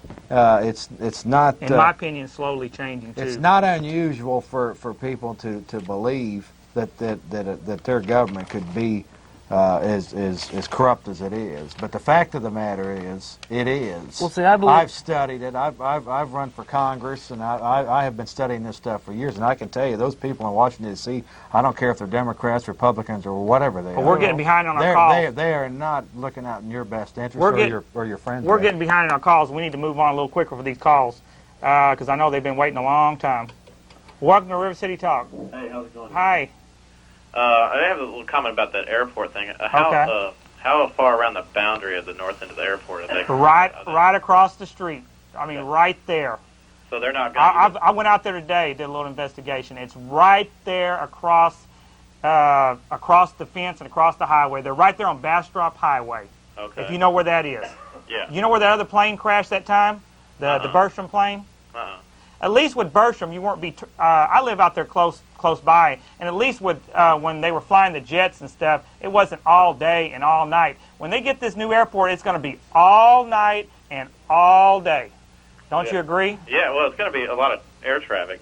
Certainly, and they should either offer the residents compensation for the loss of market value. I talked to Terry Morgan, and she says they have no plans of doing that. I talked to her today. I finally got, after going through about 10 offices, I finally got a hold of a Terry Morgan. She said they have no plan of buying them out at all. And I said, well, what about, can they sell their property to a hotel or rent-a-car place? Oh, what do you call that? Zoning. Zoning is not for that and all this other stuff, so they're going to have a hard time. Well, these people are not rich. How can you hire a bunch of fancy lawyers if you don't have the money like that? Well, I mean, they can apply for rezoning. They can also file a class action lawsuit. But the height restrictions are going to be there for them. So they're not going to be able to build a very big hotel right there. Yeah, we can't build a big hotel around any airport with the height restrictions. Well, that's what I'm saying. The land's going to be useless. Yeah, I got a comment for Jeff. Go ahead. Open lines tonight. Anything you want to talk about? Call us here at 477. You must be really paranoid about the government. I truly think that you're sincerely worried about the government coming and just getting you somehow or another. You're just scared of them. They're going to come and stab you in the back in the middle of the night and come after you. I mean, I truly believe that the government, I mean, it serves its purpose, and they're not out to get anyone. I mean, they can't please all the people all the time. No one can when you have a country this large. And I really feel that you're just too paranoid about what's going on. Okay, well, I can respect your opinion. What, can you tell him why you're paranoid? I'm not paranoid. Oh, In you're fact, not the only paranoid, thing that okay. scares me is my God and what might happen to me if I don't do right under His wing. But beyond that, my opinion is, my feelings are again that it's a bunch of elitists who do not have our best interests at heart, and they're going to pound their agenda of total enslavement on the not only the American people but of the world's populace, and that just happens to be what I've seen, what I've studied. Let me ask the caller something. That's you can label me anything you want, but that's just the way it is. Farrakhan, as far as being paranoid, I am not. I just tell people what I believe to be the truth, and they can either accept it or they can go. Minister Farrakhan They can is saying, go watch Dan Rather and Ted Koppel. Give me a little. Go ahead, Mike. Give me a little break here, Jeff. Minister Farrakhan, caller, is saying some of the same things Jeff is saying. So, are you saying he's wrong too about the intergovernment being corrupt? You don't believe that? Well, I don't. Minister Farrakhan is a whole other. He's a whole other issue. That guy is in his own little world. No, Jeff is saying a lot of the same things, aren't you, Jeff? Yeah, but we speak a lot of things. He's proven to be anti-Semitic and just thinks everyone's out to get him and his whole nation of Islam. Mm-hmm. Well, I don't know. BJ seems to be shaking his head. What do you think about that, BJ? I think you're right. Well, can I get a trivia question before sure I go? Can. All right. Go ahead. Between 1 and 192. 42. 42. I appreciate you all trying to sabotage me, but it's not going to work. Obviously, you know, you my friend, you don't know what's going on. Neither do your buddies. So Jeff, I did. So I really, did the. Well, whatever. Well, see, let me tell you something, caller. So really, and it's not. Let me tell the audience something. I've been trying to find somebody for the longest to go well, up. This ain't much of a debate. Go up against Jeff Davis, and I get finally Lloyd Doggett down here. He won't come. He's a multi-millionaire. He won't come on a low-budget show. I'd have to pay him a bunch of money. Okay, the state with the lowest crime rate in the United States. That's crimes per 100,000 people. Okay, and I'll give you four choices. Okay. All right. North Dakota, Vermont, West Virginia, or Maine. North Dakota. North Dakota is number 2. West Virginia is number 1. Vermont was number 7, and Maine was number 8. Okay? All right. Call us back next week, and we are moving to 9 o'clock to 10 p.m. right here on Channel 16 every Tuesday nights starting next week. We got to get that in a lot. Or look in the show world on Sunday on Channel 16. If you forget, or call the comment line, we'll have that on the comment line for you. Okay, we'll move right on. He didn't win. Didn't get to ring the bell. Didn't get to ring the bell. Welcome to River City Talk. Hey, do I get to ring it twice since I've won? Yeah, sure you do, Mr. Davis. All right. Okay, wait a minute. We got to make an announcement. Last call. Hey, this is Bill. This is Bill. He has won the last 2 weeks in a row. Thanks, Bill. And you're going to give the prize to Jeff Davis if you win? Of course, I've got to, man. He hooked Tonight? That great job, that New World Order group. I'm set for life now. How do you know they're going to let you in? I thought you were moving. I talked to Rockefeller this week. No, I don't think so. He's a busy man, Bill. Hey, I don't think so. Chief of his resolution department. He's ringing the White House on a regular basis. I think he's hard to reach. I thought you were moving. I am. Oh, Leaving first thing in the morning. Oh, God. I'm sorry to hear you go, my friend. Well, Merry Christmas and a Happy New Year, because we won't talk to you.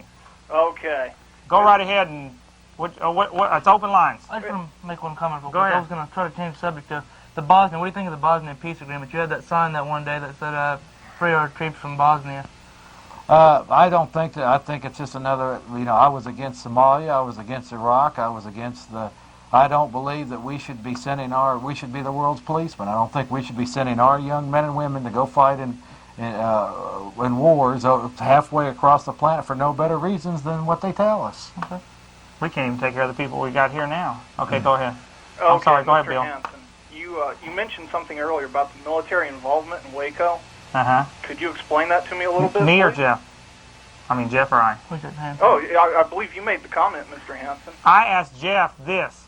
I wanted to know if anything in the Constitution said that if were they allowed to use the military against private citizens? I got the Constitution right here. We can look it up, but it's kind of a lot of trouble. Sure. And we don't let facts get in the way of this show. Well, okay, go ahead. there's really nothing in the Constitution that specifically forbids that. No. Well, I thought I heard somebody say that one time. Well, anybody can interpret the Constitution any way they want to. It's just like statistics. There's lies, there's damn lies, and then there's statistics. I can make numbers show anything I want. So you don't by manipulating them. I can make the Constitution mean anything I want to by manipulating the words. If I'm a skillful orator, it's fine. According to Title 10 United States Code, the military can provide advice, equipment to federal or local law enforcement agencies.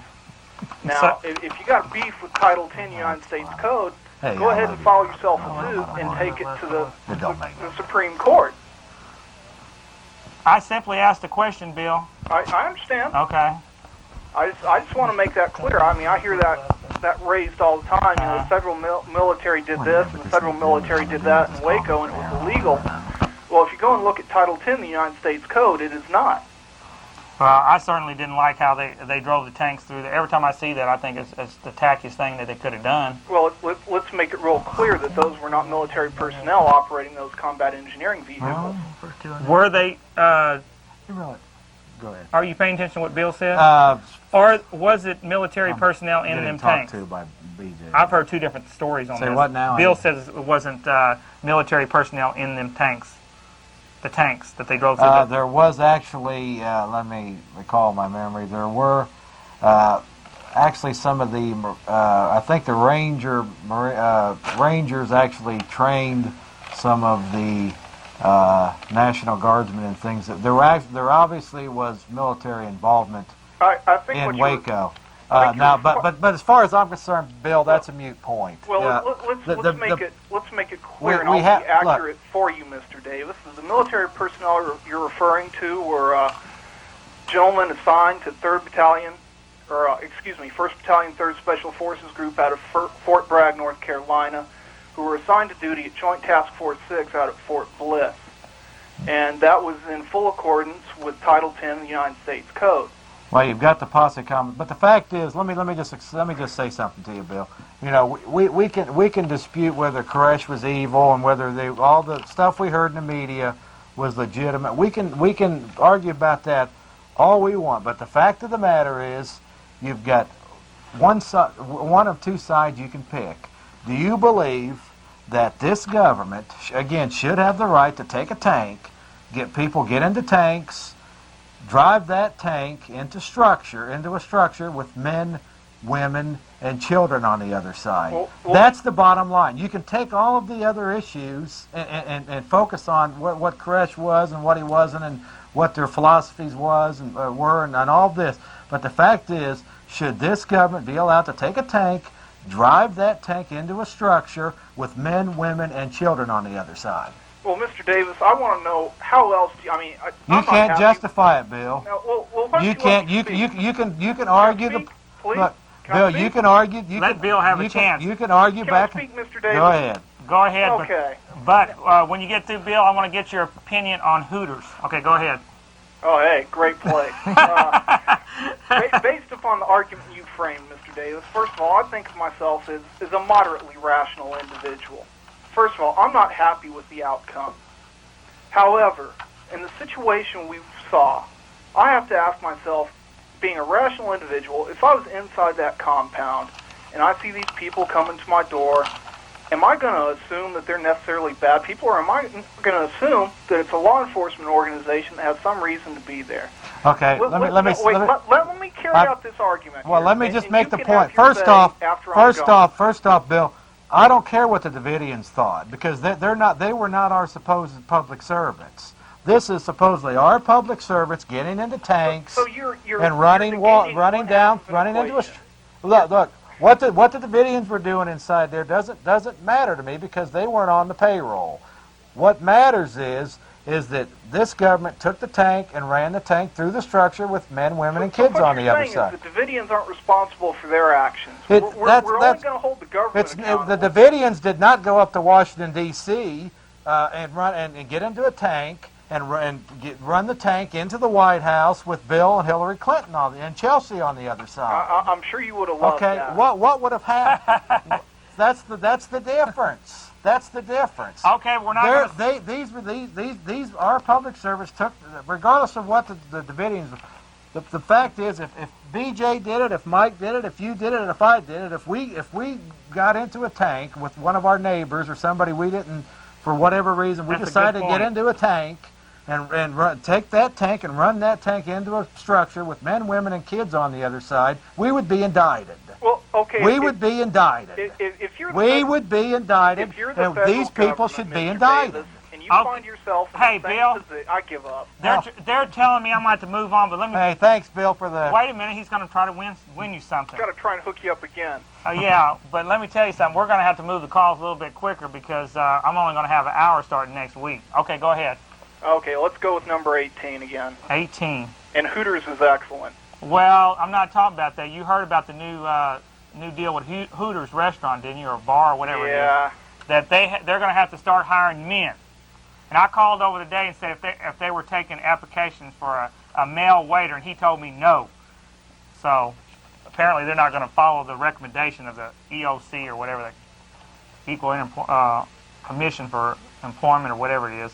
Okay, what state has on their license plate great faces, great places? Oh, that's a tough one. No, it ain't hard. Great faces, great places. What state has on their license plate great faces, great places? Montana. South Dakota. Oh. I'm disappointed in you, Bill. Oh, hey, I'm 2 for 3. So you're not going to be around here the 28th of November when I have Jack DeVault on? No, I'm out of here. Oh, well, I think that... Sorry to see you go. Bill, good luck to you, Bill. Wherever you go. Thank you, Bill. I'll have Mr. Rockefeller give you a call there, Mr. You Dale. do that. Okay. Good luck to you, my friend. Oh, I need a sponsor if he wants to sponsor while you're up there. Yeah, all right. I'll see what I can do for you. Okay. Good luck to you. I can't see what line it is. Okay. I can't get it. They're going to hang that up in there. Tell them to hang it up in there. I can't get it. Yeah, they did already. Okay. Yeah, but we do need to know this. We're missing as anybody can see, we're missing a sponsor up there. We usually try to have 3 sponsors, Jeff and BJ, and we're missing a sponsor up there. Was it because we've been so controversial the last couple months, or? I don't know. Well, anybody wants to sponsor, give us a call on the comment line, or if somebody wants to be on the fax system, we can get you some pretty good faxes sent to you. We have a girl doing that now, a lady. She's a very nice lady that sends out a lot of good faxes. Give us a call on the comment line at 390-9558, or if you want to make a comment on the show that you can't get through because we're taking too long talking or whatever, give us a call about any subject that we're talking about. We'd love to hear your opinion, negative or anything. We'll take, and I take your advice because somebody called in and said that I'm not saying Tuesdays right, and I changed my my southern accent for that. They said I wasn't saying day on the end of Tuesday. I used to say Tuesdays, but now I say Tuesday. Okay. That's just a little example of what I've had on that line there. Okay, let's go on. Welcome to River City Talk. Hey, how's it going? Hi. Hey, listen, I just caught the last in. I just tuned in a few minutes ago. Okay. I caught the last in of what you're talking about the airport. Okay. And you had said that some of those people over there around the airport... the new airport. The new airport. The new one that they're building now. Right. Are going to have... their property's not going to be worth anything because they can't build on it. That's what I've been finding out today. I haven't got back with the people over there yet. It took me a long time to get somebody on the phone from the city this afternoon. And they said the zoning across from there is not going to be suitable for any kind of a height because of, the airport's landing and taking off. You there? He got canned. I guess he got cut off. Yeah. Hello. Yeah, you there? Yeah. Okay, go ahead. Yeah, and well, you know, years ago, whenever the airport thing first started, Federal Express and UPS weren't they complaining because they didn't have enough storage space? And they don't build high; they build wide. Well, apparently the zoning's not there yet, so. Well, don't you think that'll come? We hope so. So then we hope that will, because I've talked to the people over there, and they're hoping it will. Well, how would you like to have a piece of property that's not worth a darn thing? No, but I think those people will have a piece of property that's worth a lot of money. That's what I was telling them at first, and then I started doing a little investigation, and it's not working out. Well, I think that'll come once it gets going. So you think it will? Yeah, I believe it will. Do you know exactly where I'm talking about, though? Are you speaking across, let's say it'd be north of the northwest corner of the airport, right across the street? Right. Okay. Yeah, I think that property is going to be worth some money. Maybe not right from the beginning, but I think it will eventually. Okay. But anyway, can I get a question? Sure. Between 1 and 192. That's good. I'll give him some good news when I see him again. I thank you for that good news, though. Sure. How about 100? 100. That's good to hear, though. Okay. Okay, what animal can accelerate from 0 to 40 miles per hour in 2 seconds? Cheetah? That is exactly right. That is correct. Did we ring? Did we have any other winners? Let me ring the bell. Okay, Jeff, you do that. Okay, we'll call him Tinkerbell. Okay, what's your first name, sir? Danny. Danny? Uh-huh. Okay, if you call the comment line and leave, somehow I can get in touch with you. And if you're gonna watch, I hope you watch the last show of this month. We're gonna be on from 9 to 10 p.m. on Tuesday night, right here on Channel 16. If you watch that, we're gonna put all these numbers. You're number 5, by the way, and we're gonna put the numbers in a hat and we're gonna draw. Okay? Okay. All righty. All right. I'll call the comment line. Okay. Thank you so much for calling. Call us back next week at 9 o'clock. All right. All right. Hey, how's it going, guys? Welcome to River City Talk. Hey, how's it going? Hi. Hey, yeah, I Have just you wanted put up to. your Christmas tree yet? Excuse me? Have you put up your Christmas tree yet? Oh my God, no We way. just did that last night, and that's one of our biggest holidays. That's one of our biggest holidays. Kind of early. Well, that's one of our biggest holidays at the Hanson House. It might not be Jeff's because I don't. Not think even Jeff- Thanksgiving yet. Not even Thanksgiving. Well, no. Well, my sister-in-law put hers up 2 weeks ago. Why have to put up this tree and enjoy it for 2 weeks? Why not enjoy it for a month? I still got my Halloween decorations up. Okay. Okay, go ahead. All right, yeah, I think I watched y'all probably a month back or so. And Okay, what do we have on? I don't remember. Jeff was talking about how he believes there's maybe the government conspiracy in the new IDs, the Texas IDs. Oh God, we got to get the driver's license out again because some people Oh, you got a new driver's license? Let me just say something, my friend.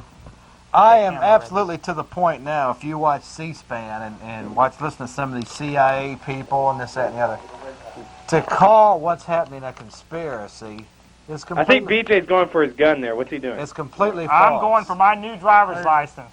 Right there it Driver's is. license right there. Yeah. Well, the back of it's what he's concerned Is about. that where the transmitter is? Well, I don't know anything about it. Jeff knows about this. No, this isn't a Okay. transmitter. This is just a little Change the camera, information gathering source here. They're going to put all types They're going of to change the camera. court in a minute. records, tax Oh, really? records, Hey, and that kind of stuff. well, on what's it. And then the police will just go ahead and throw it on the it looks striker. like it looks like a credit card. And it'll be There it goes. they'll have all the Focus information. it in, people. Wow. Well, Neat. let me ask you something, caller. Yeah. Why do they have this new driver's license looking like a credit card? So like when you get pulled over, they can just like the police. Yeah, just check your warrants real fast. Okay, what go is right this in down? the What computer. is this down here? That's what it's for. Huh? What is this down That's here? a barcode. That's probably like I don't know, groceries or something. Okay. Yeah, that's basically what it's for. This will ultimately be linked into the FBI. Well, I know your Crimes pictures. I know your Enforcement Center. Yeah, The your MCI pictures are in the computer now. I mean, they're digital pictures, and they're put in the computer. Now, basically, What's BJ's view on all of this? I don't know. What is your view? He didn't talk They're doing it for in our own best interest. Well, BJ is a guest that we asked to come on because he won the trivia contest, and we were trying something new there. Oh, I thought. How do you like that? I like that. We just brought a person from the audience, just like you. We didn't know who he was, what his views were, We just brought him up here, and here he is. Wow. We didn't know that he was against Waco, or we wouldn't have brought him up here. Oh, I'm sorry. So never mind. There you have it. Yeah. Hey, we took a chance. So, well, excuse me? We took a chance on him. Yeah, you took a chance. I hope we you didn't know him from Jack. Yeah. I hope you don't get burned on it. Well, I hope not. Looks like a nice guy there. Needs to speak up a little bit though. Okay. Well, he's trying. It's his first time. Okay, let's play some trivia here. Okay, between 1 and 192. Oh, I'm going to take 69. Now, why does everybody take 16? We have a 69 every week. I'm going to take that number out. No, don't you dare. Are you gonna say anything about the 69 this week? No. Now, we're not going to be able to talk like this when we go prime time. I like 69. When we go prime Good time number. next week, we're not going to be able to talk like this. Okay. Okay. Shoot. According to a female... wait a minute. No, that's not right. It's live TV, folks. According to a study of male and female names on U.S. dog license, what is the most common name? And I'll give you 4 choices. It's a Mexican name. Duke, Lady, King, or Snoopy? Lady. It's gotta be Lady. It has to be Lady. Lady is number 1. King is number 2. 3 is Duke. 4 is... Is that Pepper? Peppy. Peppy. Prince. Well, there's Pepper. 6 is Pepper. Snoopy is number 7. And it goes on from there down to Coco. How about number 10 is Coco. How would you like to Coco. name your dog Coco? Coco. Okay, what is your name, sir? My name's Mike. Mike Morrison.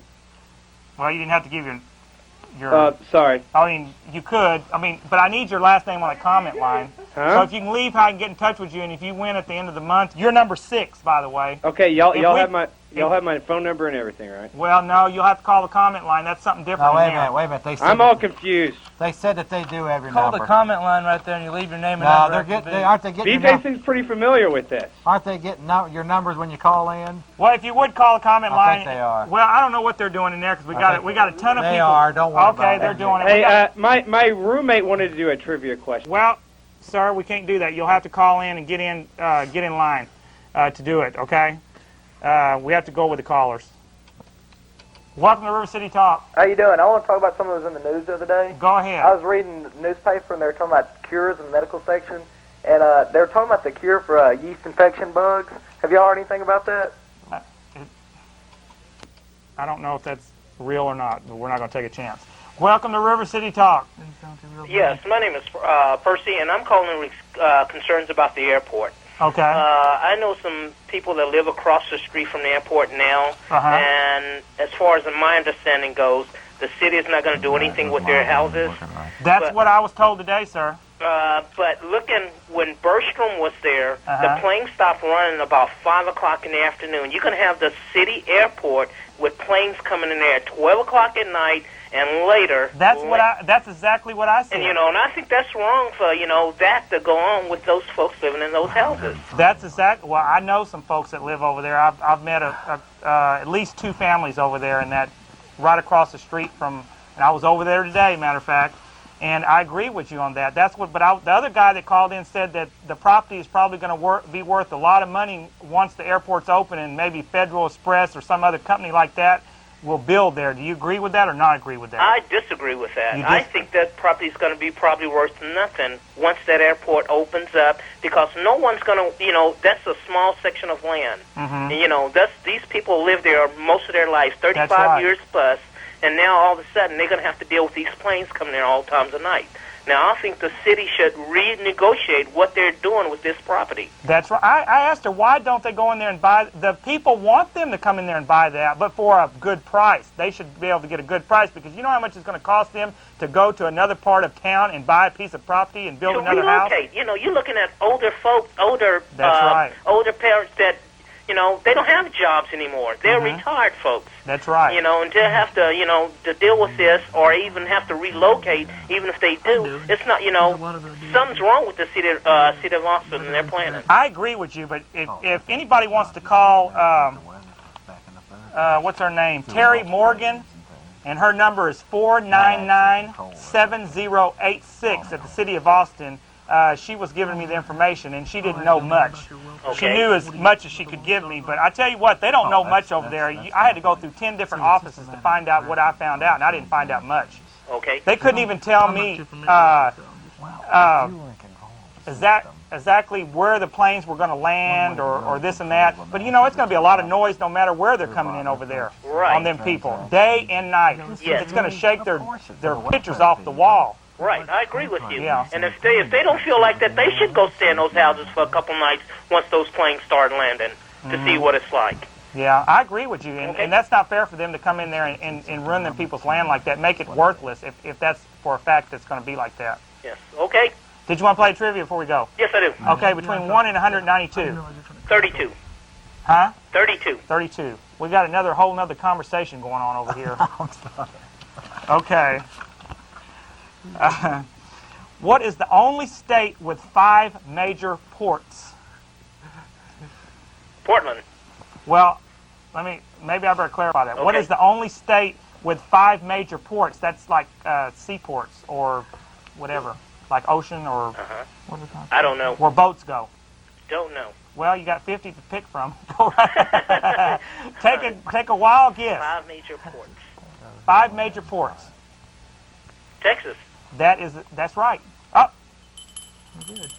you got it right. What's your name, sir? My name is Percy. What was it? Percy, P-R-C-Y. CY? Uh-huh. Okay, can you call a comment line and find how I can get in touch with you? Your lucky number 7. If we pull your number 7 out of the hat, you will win. Okay. Cash money. All righty. Okay. And if we can get another sponsor, it will be more money. All right. We need one more sponsor up there. If anybody wants to sponsor the trivia contest for River City Talk, give us a call on the comment line right there. Thank you, sir. Thank you. And before you take the next call, I just want Okay, go ahead. I wasn't seeing Jeff's aspect on the Lone Star card. I mean, do you think they should keep the Lone Star card? I mean, I realize it's better than the food stamps, but do you think they should keep people on welfare for more than 1 or 2 years? Do you Well, think what they should about keep what supporting about them? corporate welfare? Well, We're that's paying all. all these businesses a bunch of money. But I mean, do you understand these people that on the Lone Star card? Do you think we should keep supporting them throughout their lives? Or do you think we should give them money for about 1 or 2 years and then let them on their own? Because after about 1 or 2 years, you should be able to get a job. And if they can't, do you think Jeff's they should? not in favor of any kind of programs. I can get. Oh, well, see, the one quick statement you got to make about that is, who are the people that are supposedly designing these programs to so-called help the poor? Elitist. Kennedys, multimillionaires are the ones that are supposedly designing these programs to help the so-called underprivileged. So it's all it really is just a means of the elitists to control a certain part of the masses. Hello, folks. It's Mike Hansen here with Mike Hansen Archives. Please take a moment to watch this short video about my nonprofit Gonzales Association of Patriots. Please take time to visit the GoFundMe and help your neighbor out. Anything will help us, even if it's $5, $20. If you can do more, great. But if you knew how desperate some of these people were, people that are a lot less fortunate than we are, they really need help here in Gonzales, Texas, and we're really trying to do that for them.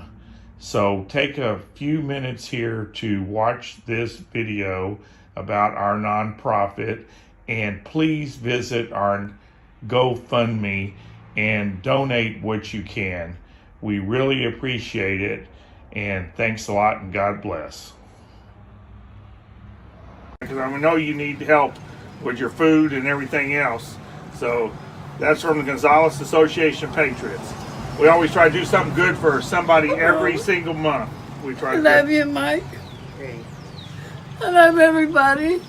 Thank you. Thank there you go. Everybody. Buy what you want with it. Buy you something nice once in a while. I love you, Mike. Yeah. God bless you. Well, hello, folks. It's Mike Hansen here. And I'd like to tell you a little bit about our nonprofit organization here in Gonzales, Texas. It's Gonzales Association of Patriots.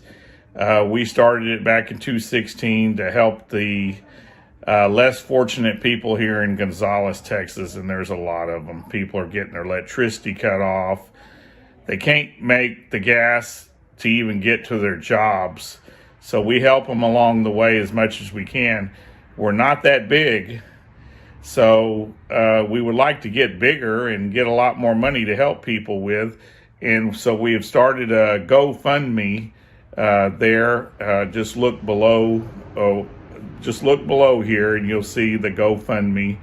And here's a couple people that we have helped lately, and hopefully it will move you to give a little bit to our organization, Gonzales Association of Patriots. Hello, folks. It's Mike Hansen here with Gonzales Association of Patriots. What we do here on this organization is we help people that are less fortunate here in Gonzales. And what was your name, ma'am? Lauren.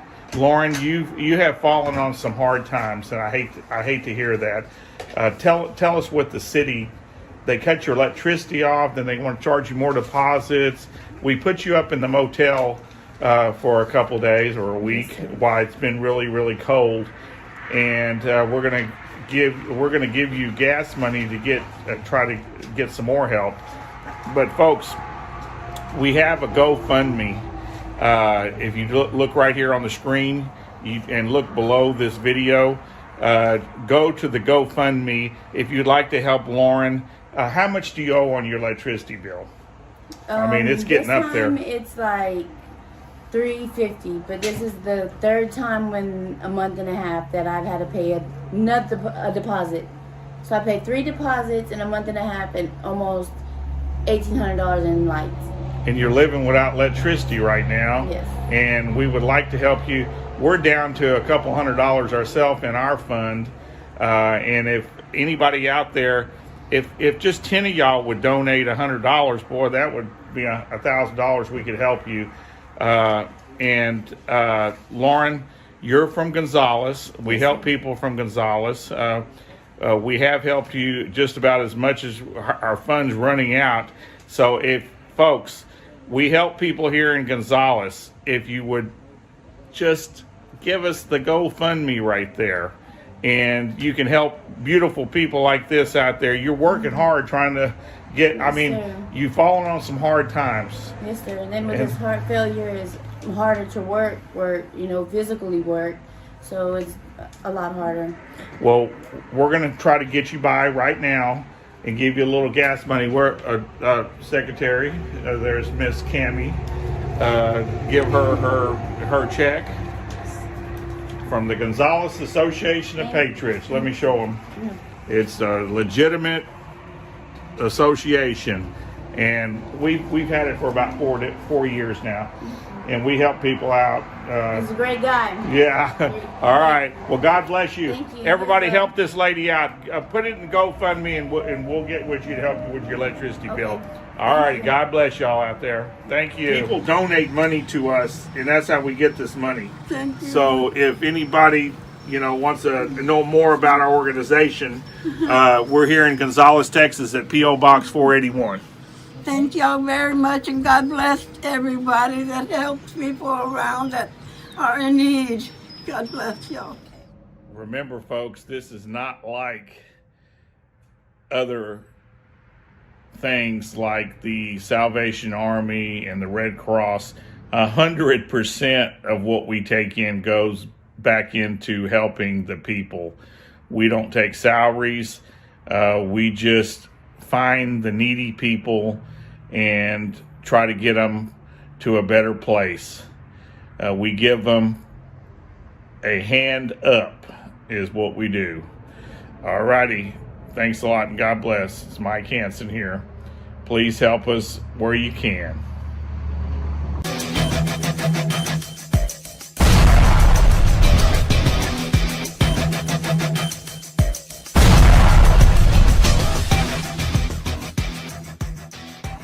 Okay, we got You seven. understand that, We got John? 7 winners so far. You do understand that, don't you?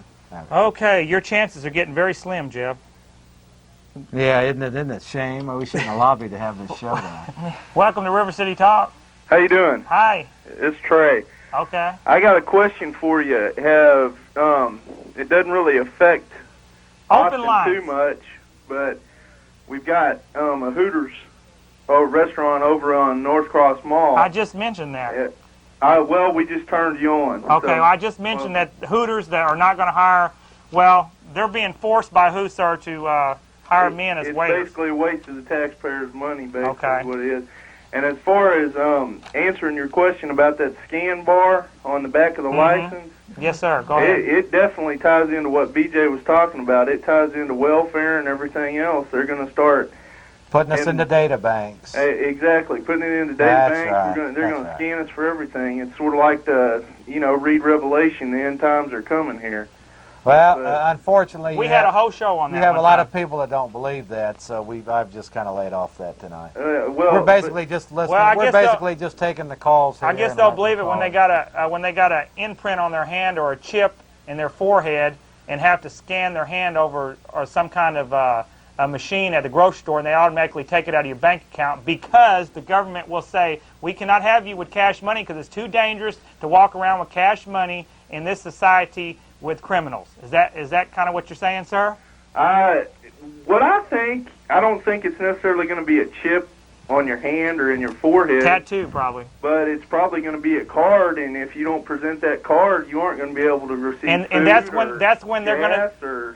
Yeah, if you're familiar with. And that's when they're going to say, okay, you cannot keep up with a card. Can we put a tattoo on your hand? You won't never lose it again. Well, I mean, if you read, like I was saying, if you read your Bible, I'm not trying to get real biblical here, but if you read your Bible, that's the way it's going to be in the end times. And, I think it's right among us. A lot of people are scared to admit that and scared to face up to it. Well, called a new world order. Rabin getting blasted earlier in the week, and the government shutting down. I mean, read your Bible. It's Let me it's tell you right something. here. I want to mention something about this shutdown. This is another created crisis. This is a fly-by-night thing. If the one thing that they are doing to condition the American people to eat this new world order is they're continuing to create crises. You've got a crisis in Israel. You've got a crisis in Bosnia. You've got a crisis in Iraq. You've got the so-called government shutting down. The fact is they will bring about a world order based through chaos. This is the way that these people are using it's a world order by chaos, and it's repeatedly. There's continuous amounts of chaos, and this is basically the way that I believe they are conditioning the American public. Exactly, they're conditioning the American public to eat they're what they got planned the world, and what's going to happen is you're going to have some savior type of figure come along. He's going to make everything look maybe in the UN or someone, and we're gonna get screwed basically, and we already are. But it's among us, man. It's we're living frightening. We're living in Babylon. In our city, I mean, my mom and I was talking about this the other day. Just in the past 5 years, I love Austin to death, but this city's gone to the trash, man. You talking about the growth or? Not the growth. Okay. I mean, granted, growth is great, but it depends. You've got to control the growth. And what we're letting in here, I mean, a section of North Austin, I mean, that used to be $80,000 and $90,000 homes back in the mid-'80s is now all Section 8. I mean, I'm talking right behind HEB and on Runberg and Lamar. Well, that's not the question in my mind. The question in my mind, they're letting all these companies in here and they're not paying any taxes to come in here. Exactly. That's going to put the tax burden on me, Jeff and BJ. I don't agree with that at all. That's putting the tax burden on the individual, and all they're doing is feeding welfare. The faster they can feed welfare, like BJ was saying, an individual doesn't need to be on welfare more than a year or so, and it shouldn't be more than 6 months, because there are jobs, especially in this town, as high-tech a community as this place is. Any Joe Blow out there can get an $8 job from Motorola or an IBM. I don't believe they're paying. I don't believe many people in this town are making $8 an hour. I think that most people, sir, I had to disagree with you there. I bet you most employers want to start you out at $5 an hour in this town. And with the rents being $800, $900 a month in this town, I don't think anybody can make it in this town. I think people want to start you out at $5, $6 an hour. You can't make it on an HEB salary working 30 hours a week. I agree with that. But the same person with the same mentality that can work as a cashier for HEB can assemble computers for Dell Computer and make $10 an hour. That's what they start out paying over there. They're hiring like crazy. And these people that are standing on the corner saying, I can't get a job because people look at me funny, that's a bunch of bull crap. Well, we had a guy on the show named Richard. What was his last name? But anyway, his name was Richard Troxel, and he had a whole different point of view than what you did. But we're never going to settle this in 20 minutes. So let me go ahead and get your trivia question. Let me just mention one thing too quick to him. We want to get as many calls. We as talk we can. about this chaos, repeated chaos. Imagine this for a scenario: is that the elitists let all of these welfare people who have had generational dependency, don't know how to provide for themselves, they let them out into the streets. You talk about some chaos, baby. That would be justifying bringing in so-called UN peacekeepers to take good care of us. But just think about that. This 10 million people in this country who do not know how to provide for themselves, totally dependent upon somebody else. 6,000 people. Imagine the slave masters, mind you, letting those people out into the streets. 6,000 people on the street in Austin, Texas, and you think every one of them people want to be on the streets? Tell me yes or no on They that. have done it to us, my friends. No, they don't want to be out on the street. But those same people that are on welfare, the single parents, the homosexuals, any type of person that's on that welfare, in my opinion, is causing a large problem in this city because they're the ones that are allowing their kids to skip 3 and 4 days a week in school. They're the ones that are allowing unruly. Well, I think you're grouping of people. Yeah, let me you're just, making a blanket statement. Let me just there. say this, my friend. I don't. Let me get him where we need to move on. You understand that these people are pawns in the game. You got to understand that. The real slave masters, the ones that control this system. Yes, I realize it's the whole bigger picture. Right. They're fixing to cut you off, sir. I need to get you a trivia question because they're fixing to cut you off. Go ahead. Okay, let's go ahead. Trivia. Okay, between 1 and 192. They're in here going like that to me. I have to. I got to. Lucky number 13. 13. Good caller, my friend. Well, we respect your opinion. Oh, I agree with a lot of what he said. Okay, according to Chinese tradition, wearing green on your head means what? You're hungry, sleepy, and would like your guests to leave. Your wife is cheating. Mother-in-law is dying or dead. I would say it's probably your wife is cheating. That is right. Oh, I'm going to... That is right. Getting back to our immorality there. There you go. There you go. You're one. Okay, what was your name, sir? It's Trey, Trey. Okay. Thank you so much. Call us on that comment line where I can get in touch with you. You're number 8. Remember that. You're number 8 if we pull the number out of the hat. Thank you. And Jack DeVault will be pulling the number. He will be here. We trust Jack DeVault will be here the 28th of... And, sir, we are moving to 9 o'clock on Tuesday night, starting next week, right here on Channel 16. Okay, we got to hurry because we're running out of time. Go right ahead. Hello. Welcome to River City. Hi. Yeah, this is Wade. Okay. Y'all were talking about the thing on the license a while ago. Okay. Every time you go through a checkout stand, they got that little magnetic deal there that wipes their little security thing that sets off the door. Mm-hmm. Rub the back of your driver's license across that every time you go through a check stand. What will it do, sir? Strong magnetic field will wipe that magnetic bar strip. It'll erase it. It'll erase it? Yes, it will. Well, I'm not going to say I want to try that, but we'll see. Well, how do you know that the technology that would do that won't be eradicated? Oh, it's simple. That's a magnetic strip, a strong It's just like a magnetic tape that you put into your cassette deck. You set it on a strong magnet, it erases the tape. How come it doesn't do it for credit cards? It does. It does. That's why there's a big warning on there not to put your credit cards on it. Credit cards here. If you have a money clip or something, you'll put your credit cards in here, and it'll say, I don't know if it says on this. So what's your point? Are you dismissing the fact that that this is going to No, be... what I'm saying is that personally, I don't feel they have the right to have anything on there other than identification. Actually, I don't even agree with that to some extent. No, my premise is that this move towards the cashless. Oh, I understand that. Well, all I'm saying is that part of the this is one method we have of saying that we don't think they ought to be doing this. Erase that strip on the back and take a magic marker to the barcode. Okay, sir, what about your private medical records being sold to different advertising companies? Is in the I wholeheartedly disagree with that. What about, you familiar with the Compliance 2000 bill in the Congress? That's, I mean, once the IRS gets that bill passed, there'll be no escape.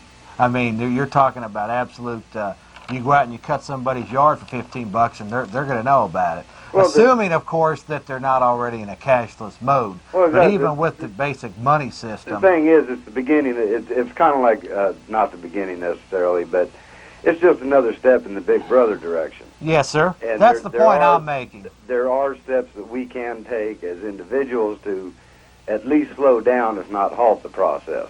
One is to wipe that strip, magic marker out the barcodes. In other words, you're letting them know as an individual that you do not want this, and you're not going to give them the opportunity to utilize it. Is it against the law to destroy that property? Personally, I don't care if it is or not. Who's to say that you didn't set your wallet down on a magnet that you didn't know was a magnet? Well, I'm glad, my friend, that you're out there observing and trying to... unfortunately, there's too many people that or do not... Another thing you would is be that called paranoid if you were to say that publicly. We just recently have got back a right that was given to us by our forefathers in our Bill of Rights, which is the right to keep and bear arms. And as a matter of fact, it says it shall not be infringed specifically in our Constitution. Austin is trying to make it to where inside the city limits of Austin, it doesn't matter what the state law says, you will not be able to carry a firearm. Or on the buses. There are not enough police to protect us. It is not the police's job to protect us. Nobody ever said that you do not. As a matter of fact, we are specifically given the right to form militias, this, that, or the other. The right to keep and bear arms separates us from the rest of the world.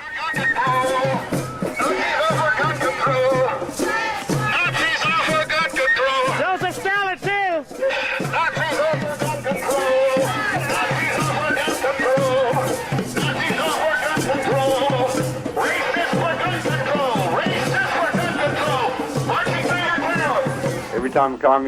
Every time a government wants to go communist, the first thing they do is disarm the people. As people are disarmed, government takes more and more power. Besides which, as people are disarmed, by definition, criminals don't care about firearm laws and whether or not they can carry them. Well, how's your countertops holding out? Excuse me? How's your countertops holding out? How's that? Your countertops on your kitchen cabinets. How are they holding out? Fine. Why? Oh, well, we got KCR cabinets there. You know what I'm going to buy my little wife for Christmas? What's that? Some new Battleship Gray countertops that KCR Cabinets is going to install for me. And I tell you what, they do a great job. I've been to some of their jobs, and they do a great job. If anybody out there needs any cabinet work, any cabinets made for a new house or existing house, or if you want to redo your countertops, just give them a call at 303-1274, and they will do you a great job, because my little wife is going to, if she's not listening, she's going to get a surprise. She's going to wake up one morning and find some Battleship Gray countertops. That's the color I picked out. Okay, now okay, this is the grandson. Now look at there. What does that say? Gray is grandpa. Well, am I? Yeah. Well, here's the thing. You've been working here for us for 2 days now. Mm-hmm. You know you don't chew gum on camera. Oh. Okay. How have you wore out? Yeah, I think you're about wore out. You think you can hack it the whole summer? Mm-hmm. You sure? Mm-hmm. Oh, you can get some rest at night. Oh, well, then you go with your daddy at night and y'all play all night long. So how's that going to work? So how's the work here? Pretty hard? Yeah. Yeah, it's hard, isn't it? Mm-hmm. Where's old Josh? Josh, you're working him too hard, he says. Leave me out of it. Okay. So for the record, you want to keep working with Pawpaw all summer. You got 2 days down, and how many to go? Josh, come here. What you got? Look how dirty Josh is, and look how clean you are. So what does that mean? Only came in one shirt today. Yeah, is he doing all right? Oh, he's making himself stronger by the minute. All right. Okay. Good job, buddy. All righty. Well, we'll let you keep your job another day then. No, it's Friday today, so you will see you Monday. All right. All right. Love you. Bye. Well, hello, folks. It's Mike Hansen here on a beautiful December day, and got some advice for the younger people out there. Stop spending $1 million on these houses in Austin and go out and get you a piece of property out in the country or even in town, and then go get you some recycled wood and build you a house and save you a lifetime of payments. Just look for a house that people want to be torn down, and each one of these boards, I mean, that's a $12 board, that's a $25 board. You know how much money you will save, and it will be beautiful when you get through with it. People have, this owner have allowed us to get all the wood we wanted, and then we gave all the wood away. It used to be a house here just like that, and look at it now. And I'm not getting you on film, I'm looking at the board. Ooh, look at this board. You know how much that's about a $25 board right there. Now that right there is a good foundation board. Go ahead and put that right on that baby right there. I'm trying to tell people, stay out of debt. Is that right? Stay out of debt and that's what they used to do in the old days. My grandpa tore down houses in this town and built other rent houses. That's what he did. Good lumber. Yeah. Oh, there's some good lumber, and this still left. Yeah, there's some over there. There's a lot of good lumber in here. But it looks like a bomb hit this place, but it used to be a house like that. About 2 months ago. And people's been like ants over here getting it. All right, that's my advice. Not to spend $1 million, $500,000, $100,000 on a house. You'll never pay it off. No, these young people need to do what I say. Don't get in debt to the bankers. Don't do it, people. Well, there's rich people out here, but 99% of people are not rich. And they need to just go ahead and get them a piece of land. If they can't build, then get them a mobile home. You can get a mobile home for like $5,000. Put it on there. Do not go out there and live above your means, folks. I'm telling you, you'll be a lot more happier if you just build you a house or buy you a mobile home. If you have to live in an RV, that's what I would do to save money. I would not pay the interest to these bankers. That's why we're in the shape we're in, folks. All righty. That's my piece of advice on this December day from Mike Hansen. My grandpa would have told you the same thing. Mr. Wolf. You like that color, Jeff? Uh-huh. Well, anyway, sir, did you want to play the trivia tonight? Sure. What the heck? And if you need a pager, we also got A24 answering service. They'll do all your paging needs or your answering service needs. Okay, go right ahead. Between 1 and 192. Can we 73. Huh? 73. 73. Could we see the number for the answering service? Well, if they put it back up, and if anybody has a comment, please give us a call on that comment line. I know we're busy on the these phones are tied up constantly. We'd love to hear from you on the comment line at 370-9558, or if you want to get on the fax system, we'll send you a bunch of faxes, but they have to get your fax number first, and they'll send you a confirmation. Am I saying that right? Confirmation number. They had it. Okay, y'all need to spell that right up there. Okay, go right. Do you want to? Where are we at?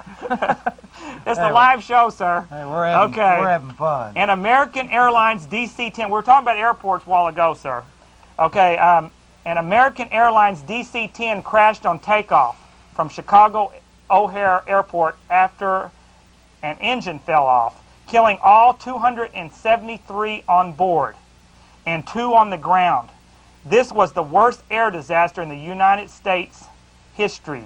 It happened in Chicago, Illinois, May 25th, 1969, 1979, 1985, or 1989. 1985. It happened in 1979, sir. But give us a call. Do you know we're moving? Yeah, I've heard you say so. Well, we're trying to get it out as much as possible because this is the last time we can. If I can't infringe on somebody else's show to come on and promote this one, it's the only time I'll have to do it. We're moving to 9 o'clock on Tuesday night, right here on Channel 16. And call us back, okay? Try again. Thanks for your call, you, brother. Good call, sir. Thanks for your call, brother. Whew. Hello, welcome to River City Talk. Yes, I've seen your show for a couple months now. And I appreciate that. Jeff Davis has been on there quite a bit. Well, we're having different guests, and Jeff is slowly fizzling out. Can we announce that you're running for Congress again? Nope. Oh, okay. I'm sorry. I thought we'd get something new. Well, sir, if you have any guest ideas that want to come on here, please give us a call on the comment line at 370-9558, and we'll be glad to take it into consideration because we are. Actually, I actually had a comment, kind of about Jeff's ideas. Okay. And I think that he's a stupid fucking nigger, fuck nigger, so hang him. Bitch, twist ox. Can you hang up on that guy? Okay, we're going to cut that out if we ever rerun that, so cut this out too, okay? Okay, sorry about that. We don't usually do that, Jeff, but... That's quite all right. Okay, go ahead for the next call. Welcome to River City Talk. Hey. Yeah. How y'all doing? All right, go ahead. Jeff, let me just say this. I think it must be pure hell going through life, always, looking over my shoulder, expecting the worst in every situation. I mean, I cannot believe that you sit here and have the audacity to say that the general public out here listening to the show, it's been a great show, by the way, I've enjoyed it. I can't believe you have the audacity to say that we need to wake up and that we need to get our heads, out of the ground or whatever. Let me tell you something. Y'all are the most paranoid people I've ever seen in my life. I mean, y'all must have no faith in human beings whatsoever. I disagree with you totally, sir, because I tell you what, this show every night is that we're on is a learning experience for me. Yeah. And this show is better than college, I'll tell you that for sure. Oh, I'm learning a lot, but me too. I learn a lot from different people that I have on. But let me just say this. Okay, go ahead. What is your solution, especially Jeff? Everything you're talking about, it's like everybody is out to get you. Just enjoy life and realize that everybody is not out to get you. Well, when you see a black helicopter over your house like Jeff has, I think that they are.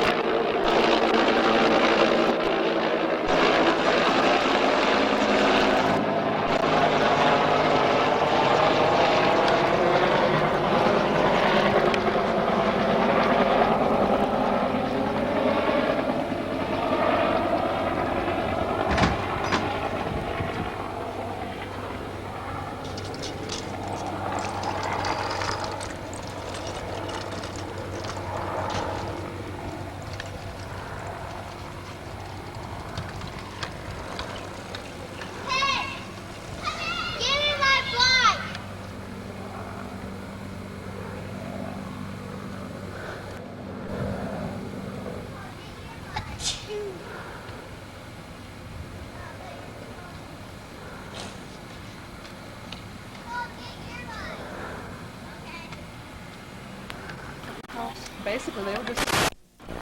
there what you see.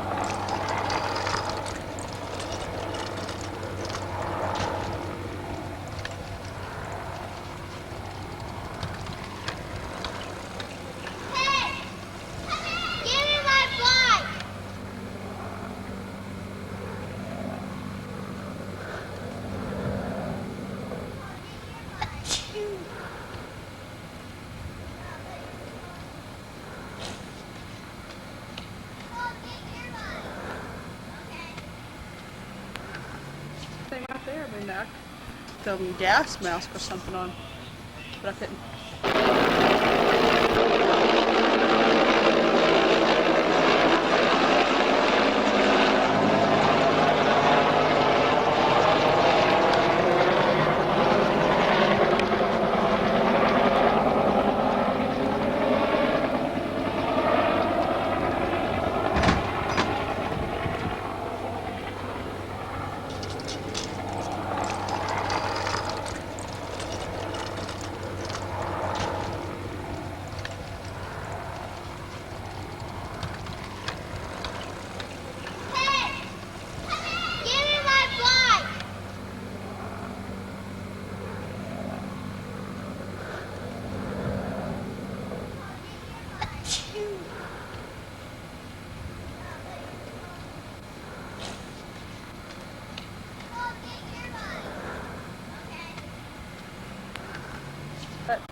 That thing right there, I mean, I could mask or something on, but I couldn't.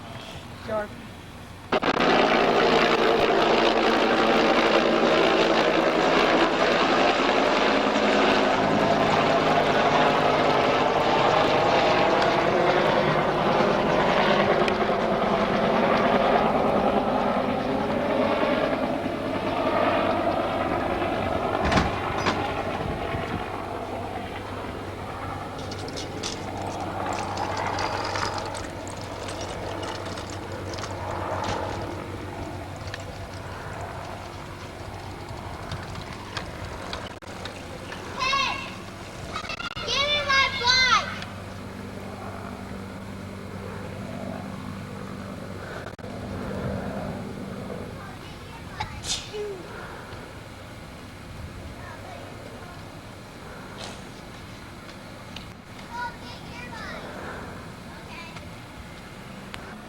That thing right there, I mean, I could gas mask or something on, but I couldn't. Dark. Okay.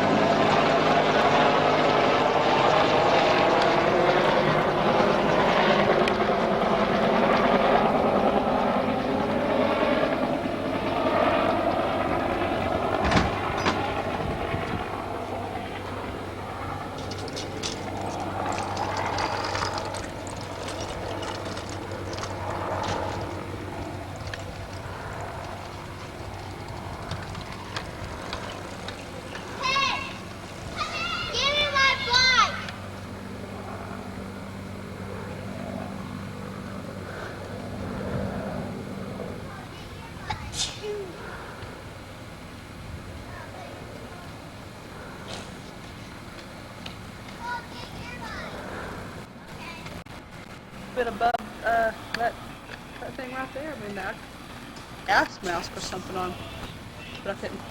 Dark. Okay.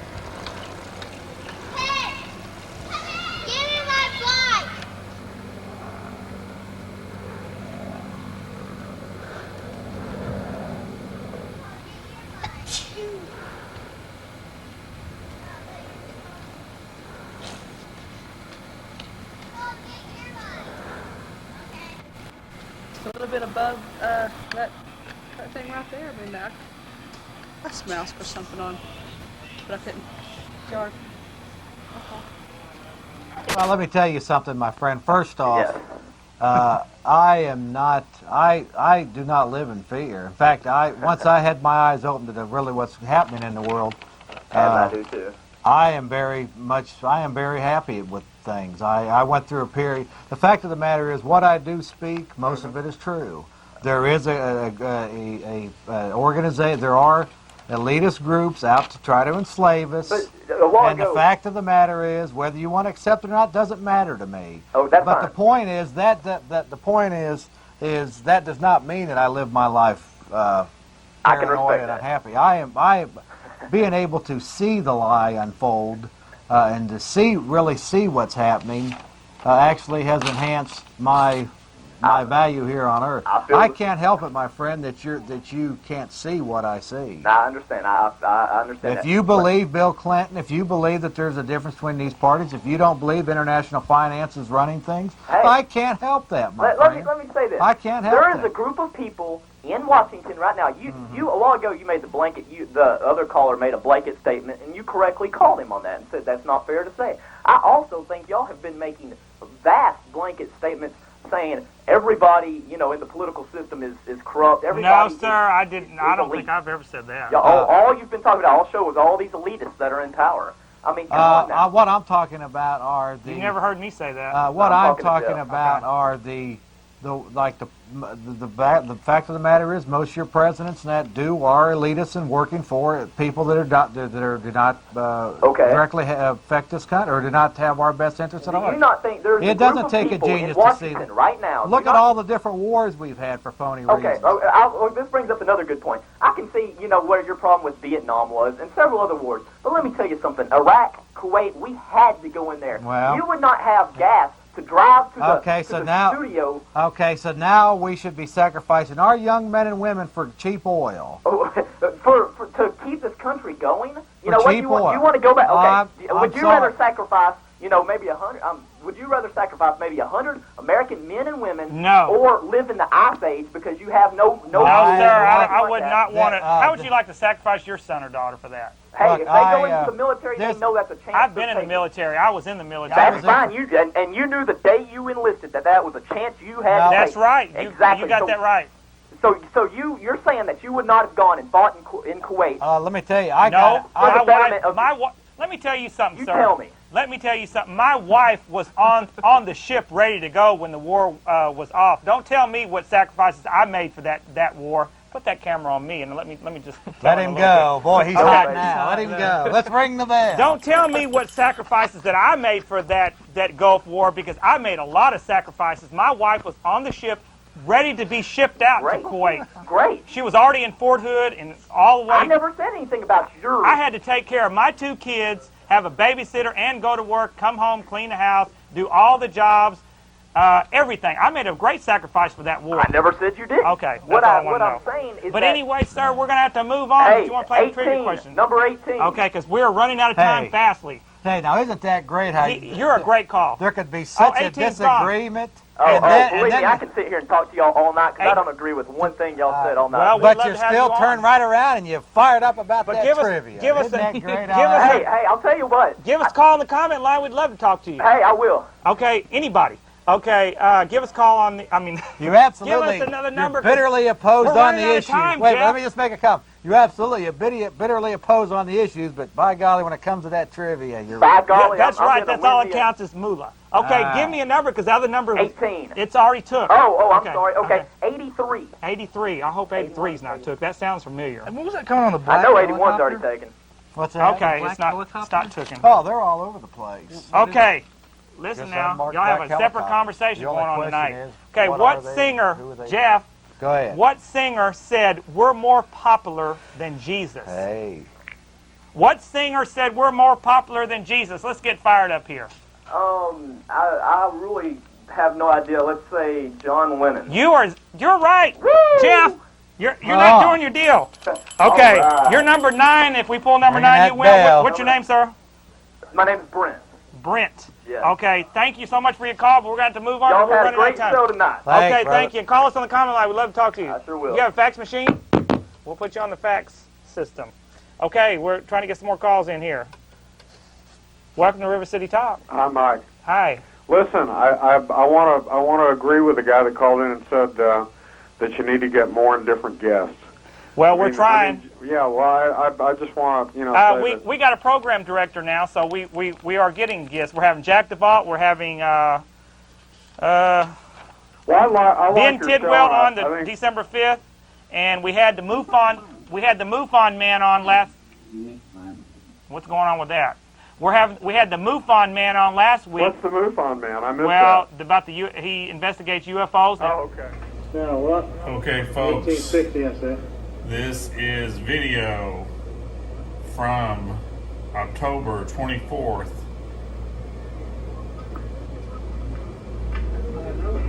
$1999. What you're fixing to see is something that nobody ever could explain. This is a UFO over Mount Carmel Church in Waco, Texas. This is October 24th.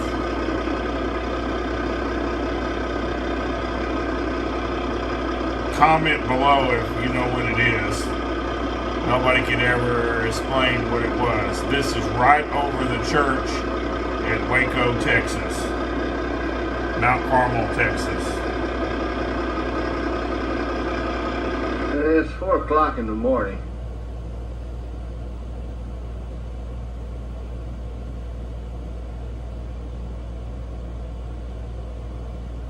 '24th of October, 1999.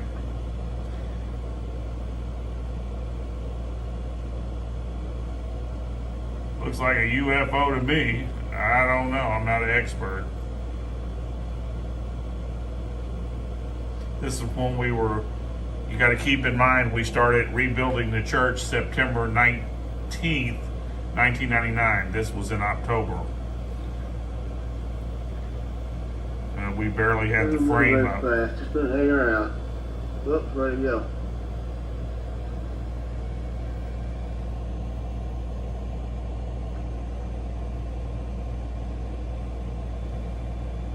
Weird. This is never seen footage, folks.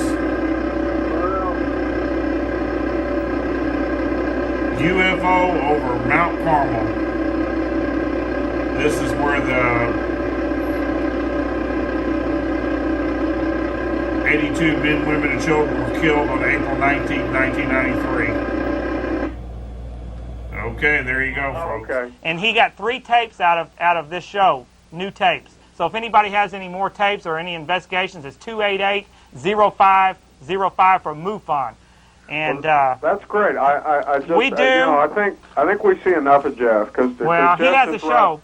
He has a show coming on. He just rides that same horse all the time, and it's amusing, and it's but there's enough of it. I got a question for Jeff.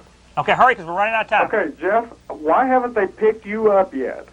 Because they don't consider me to be a threat. Well, but I mean, my God, that's easy to see. You're a lot better. Your fact, image and your voice and your message is out there a lot more than David Koresh's was. But let me tell you something about that, sir. We get a lot of ratings out of Jeff Davis, and we milked him dry. Oh, come on, Mike. I've worked at Access. You don't get any ratings at all. You don't know what your Yes, we ratings do. are. We have over 100 calls on that comment line one night when Jeff was on. Don't tell me. Don't tell me. Well, that makes sense. I just think we have a way to. I've listened to you a number of times, Mike, and I think you're a reasonable person. And I am. I think you make a lot of good points. I think that. But I also learn a lot. I think that's not true. Well, I think you ought to be careful what you learn from the man sitting to your left. Well, I take everything with a grain of salt. I learn from you. I learn from every caller that calls in here. Well, then I think what you're learning is that we're hearing enough of Jeff. Okay. Jeff's got his own show. Well, he's going to be on Wednesday nights at 8:30 to 10. If they don't come pick him up. If they don't come pick him up. He's too dangerous. If they don't decide to plant a homing device in his butt. Okay, but listen, we are moving to 9 o'clock. They're going to cut me off right now. I'm going to be watching you. Okay, but listen, Take care. 9 o'clock to 10 p.m. on Tuesday nights on Channel 16. They're cutting me off. 16. They're cutting me off. Call the comment line. Let me, I want to play the game. Well, they're going to cut me off right now. Okay, go ahead. All right, give me 48. 48. You know, I knew that, John Lennon. Every time I called you, Mike, the guy before me asked one I know, and then I pick one I never know. Okay, Hawaii is the only state made up entirely of islands, 122 of them. People live on how many of them? 3, 7, 70, or 101? 3? 7 is right. What's your name, sir? It's Jack. Jack. Okay, thank you so much, and give us a call in the comment line. Will do. Thank you so much, and call. Now take down your fishing pole and meet me at the fishing hole. We may not get a bite all day, but don't you rush away. What a great place to rest your bones, and mighty fine for skipping stones. You'll feel fresh as a lemonade, setting in the shade. Whether it's hot, whether it's cool, oh, what a spot for whistling like a fool.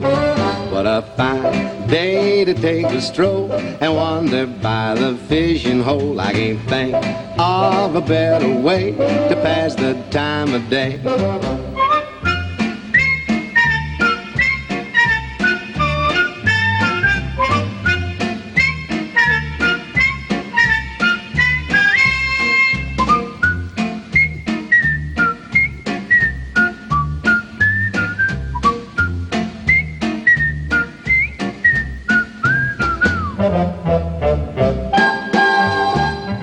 We'll have no need to call the roll when we get to the fishing hole. There'll be you, me, and old dog Trey to doodle time away.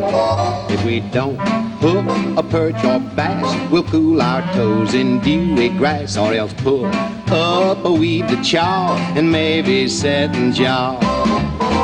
Hanging around, taking our ease, watching that hound scratching at his fleet. Come on, take down your fishing pole and meet me at the fishing hole. I can't think of a better way to pass the time of day.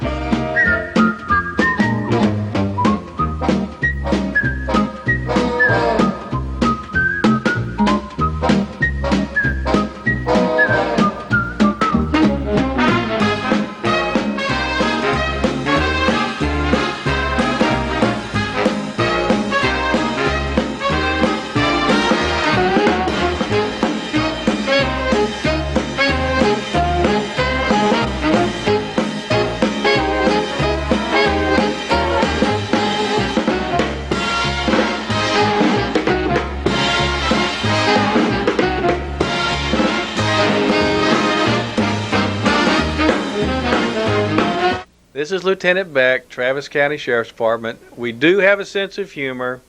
Monica went to her plastic surgeon. She asked the plastic surgeon, "Remove my love handles." The doctor looked and said, "Why? You wouldn't be able to hear." That's good. Got any more important numbers here we should look at? Hello, folks. It's Mike Hansen from Mike Hansen Archives, and I hope you enjoyed our Waco show. It's my experiences with the Branch Davidians and all the volunteers of America from about 1995 to present day 2021. I really hope y'all enjoyed it because I really enjoyed making it. We made it right over there, and it was a lot of work. But how we fund these things, this channel here on InfoWars is, if you'd like to donate $20, we will send you a extra large or a large t-shirt there for $20.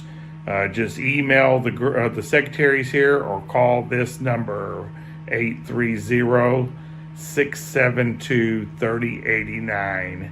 And if you would like to donate $25, we will send you a signed copy of my book where Alex Jones and myself snuck into the Bohemia Grove in the year 2000. And that's a really good book. $25. We'll pay for the shipping on everything, folks. So just give us a call there at 830-672-3089. And we also have a nonprofit organization here in Gonzales where we help people that are less fortunate than we are. And it's called the Gonzales Association of Patriots. And if you just watch this little plug, and if you go look underneath, you will see the GoFundMe for that particular charity. And we appreciate anything you can do on that. And we help people here in Gonzales, Texas. And sometimes we even go to, like if they have a hurricane or something down at the coast. Alrighty, thanks a lot and God bless. Please help us out where you can. And we'll see you next time right here on Mike Hansen Archives. It is the best and most comprehensive book on Bohemian Grove, and it's written by Mike Hansen, my old camera guy. Mike Hansen Archives. Get ready to run.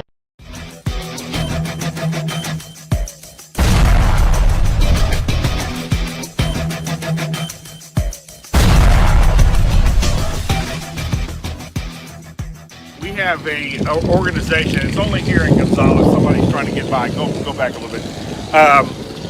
We have an organization here, a nonprofit organization. It's Gonzales Association of Patriots. But every month we do something really good for some lucky person or people.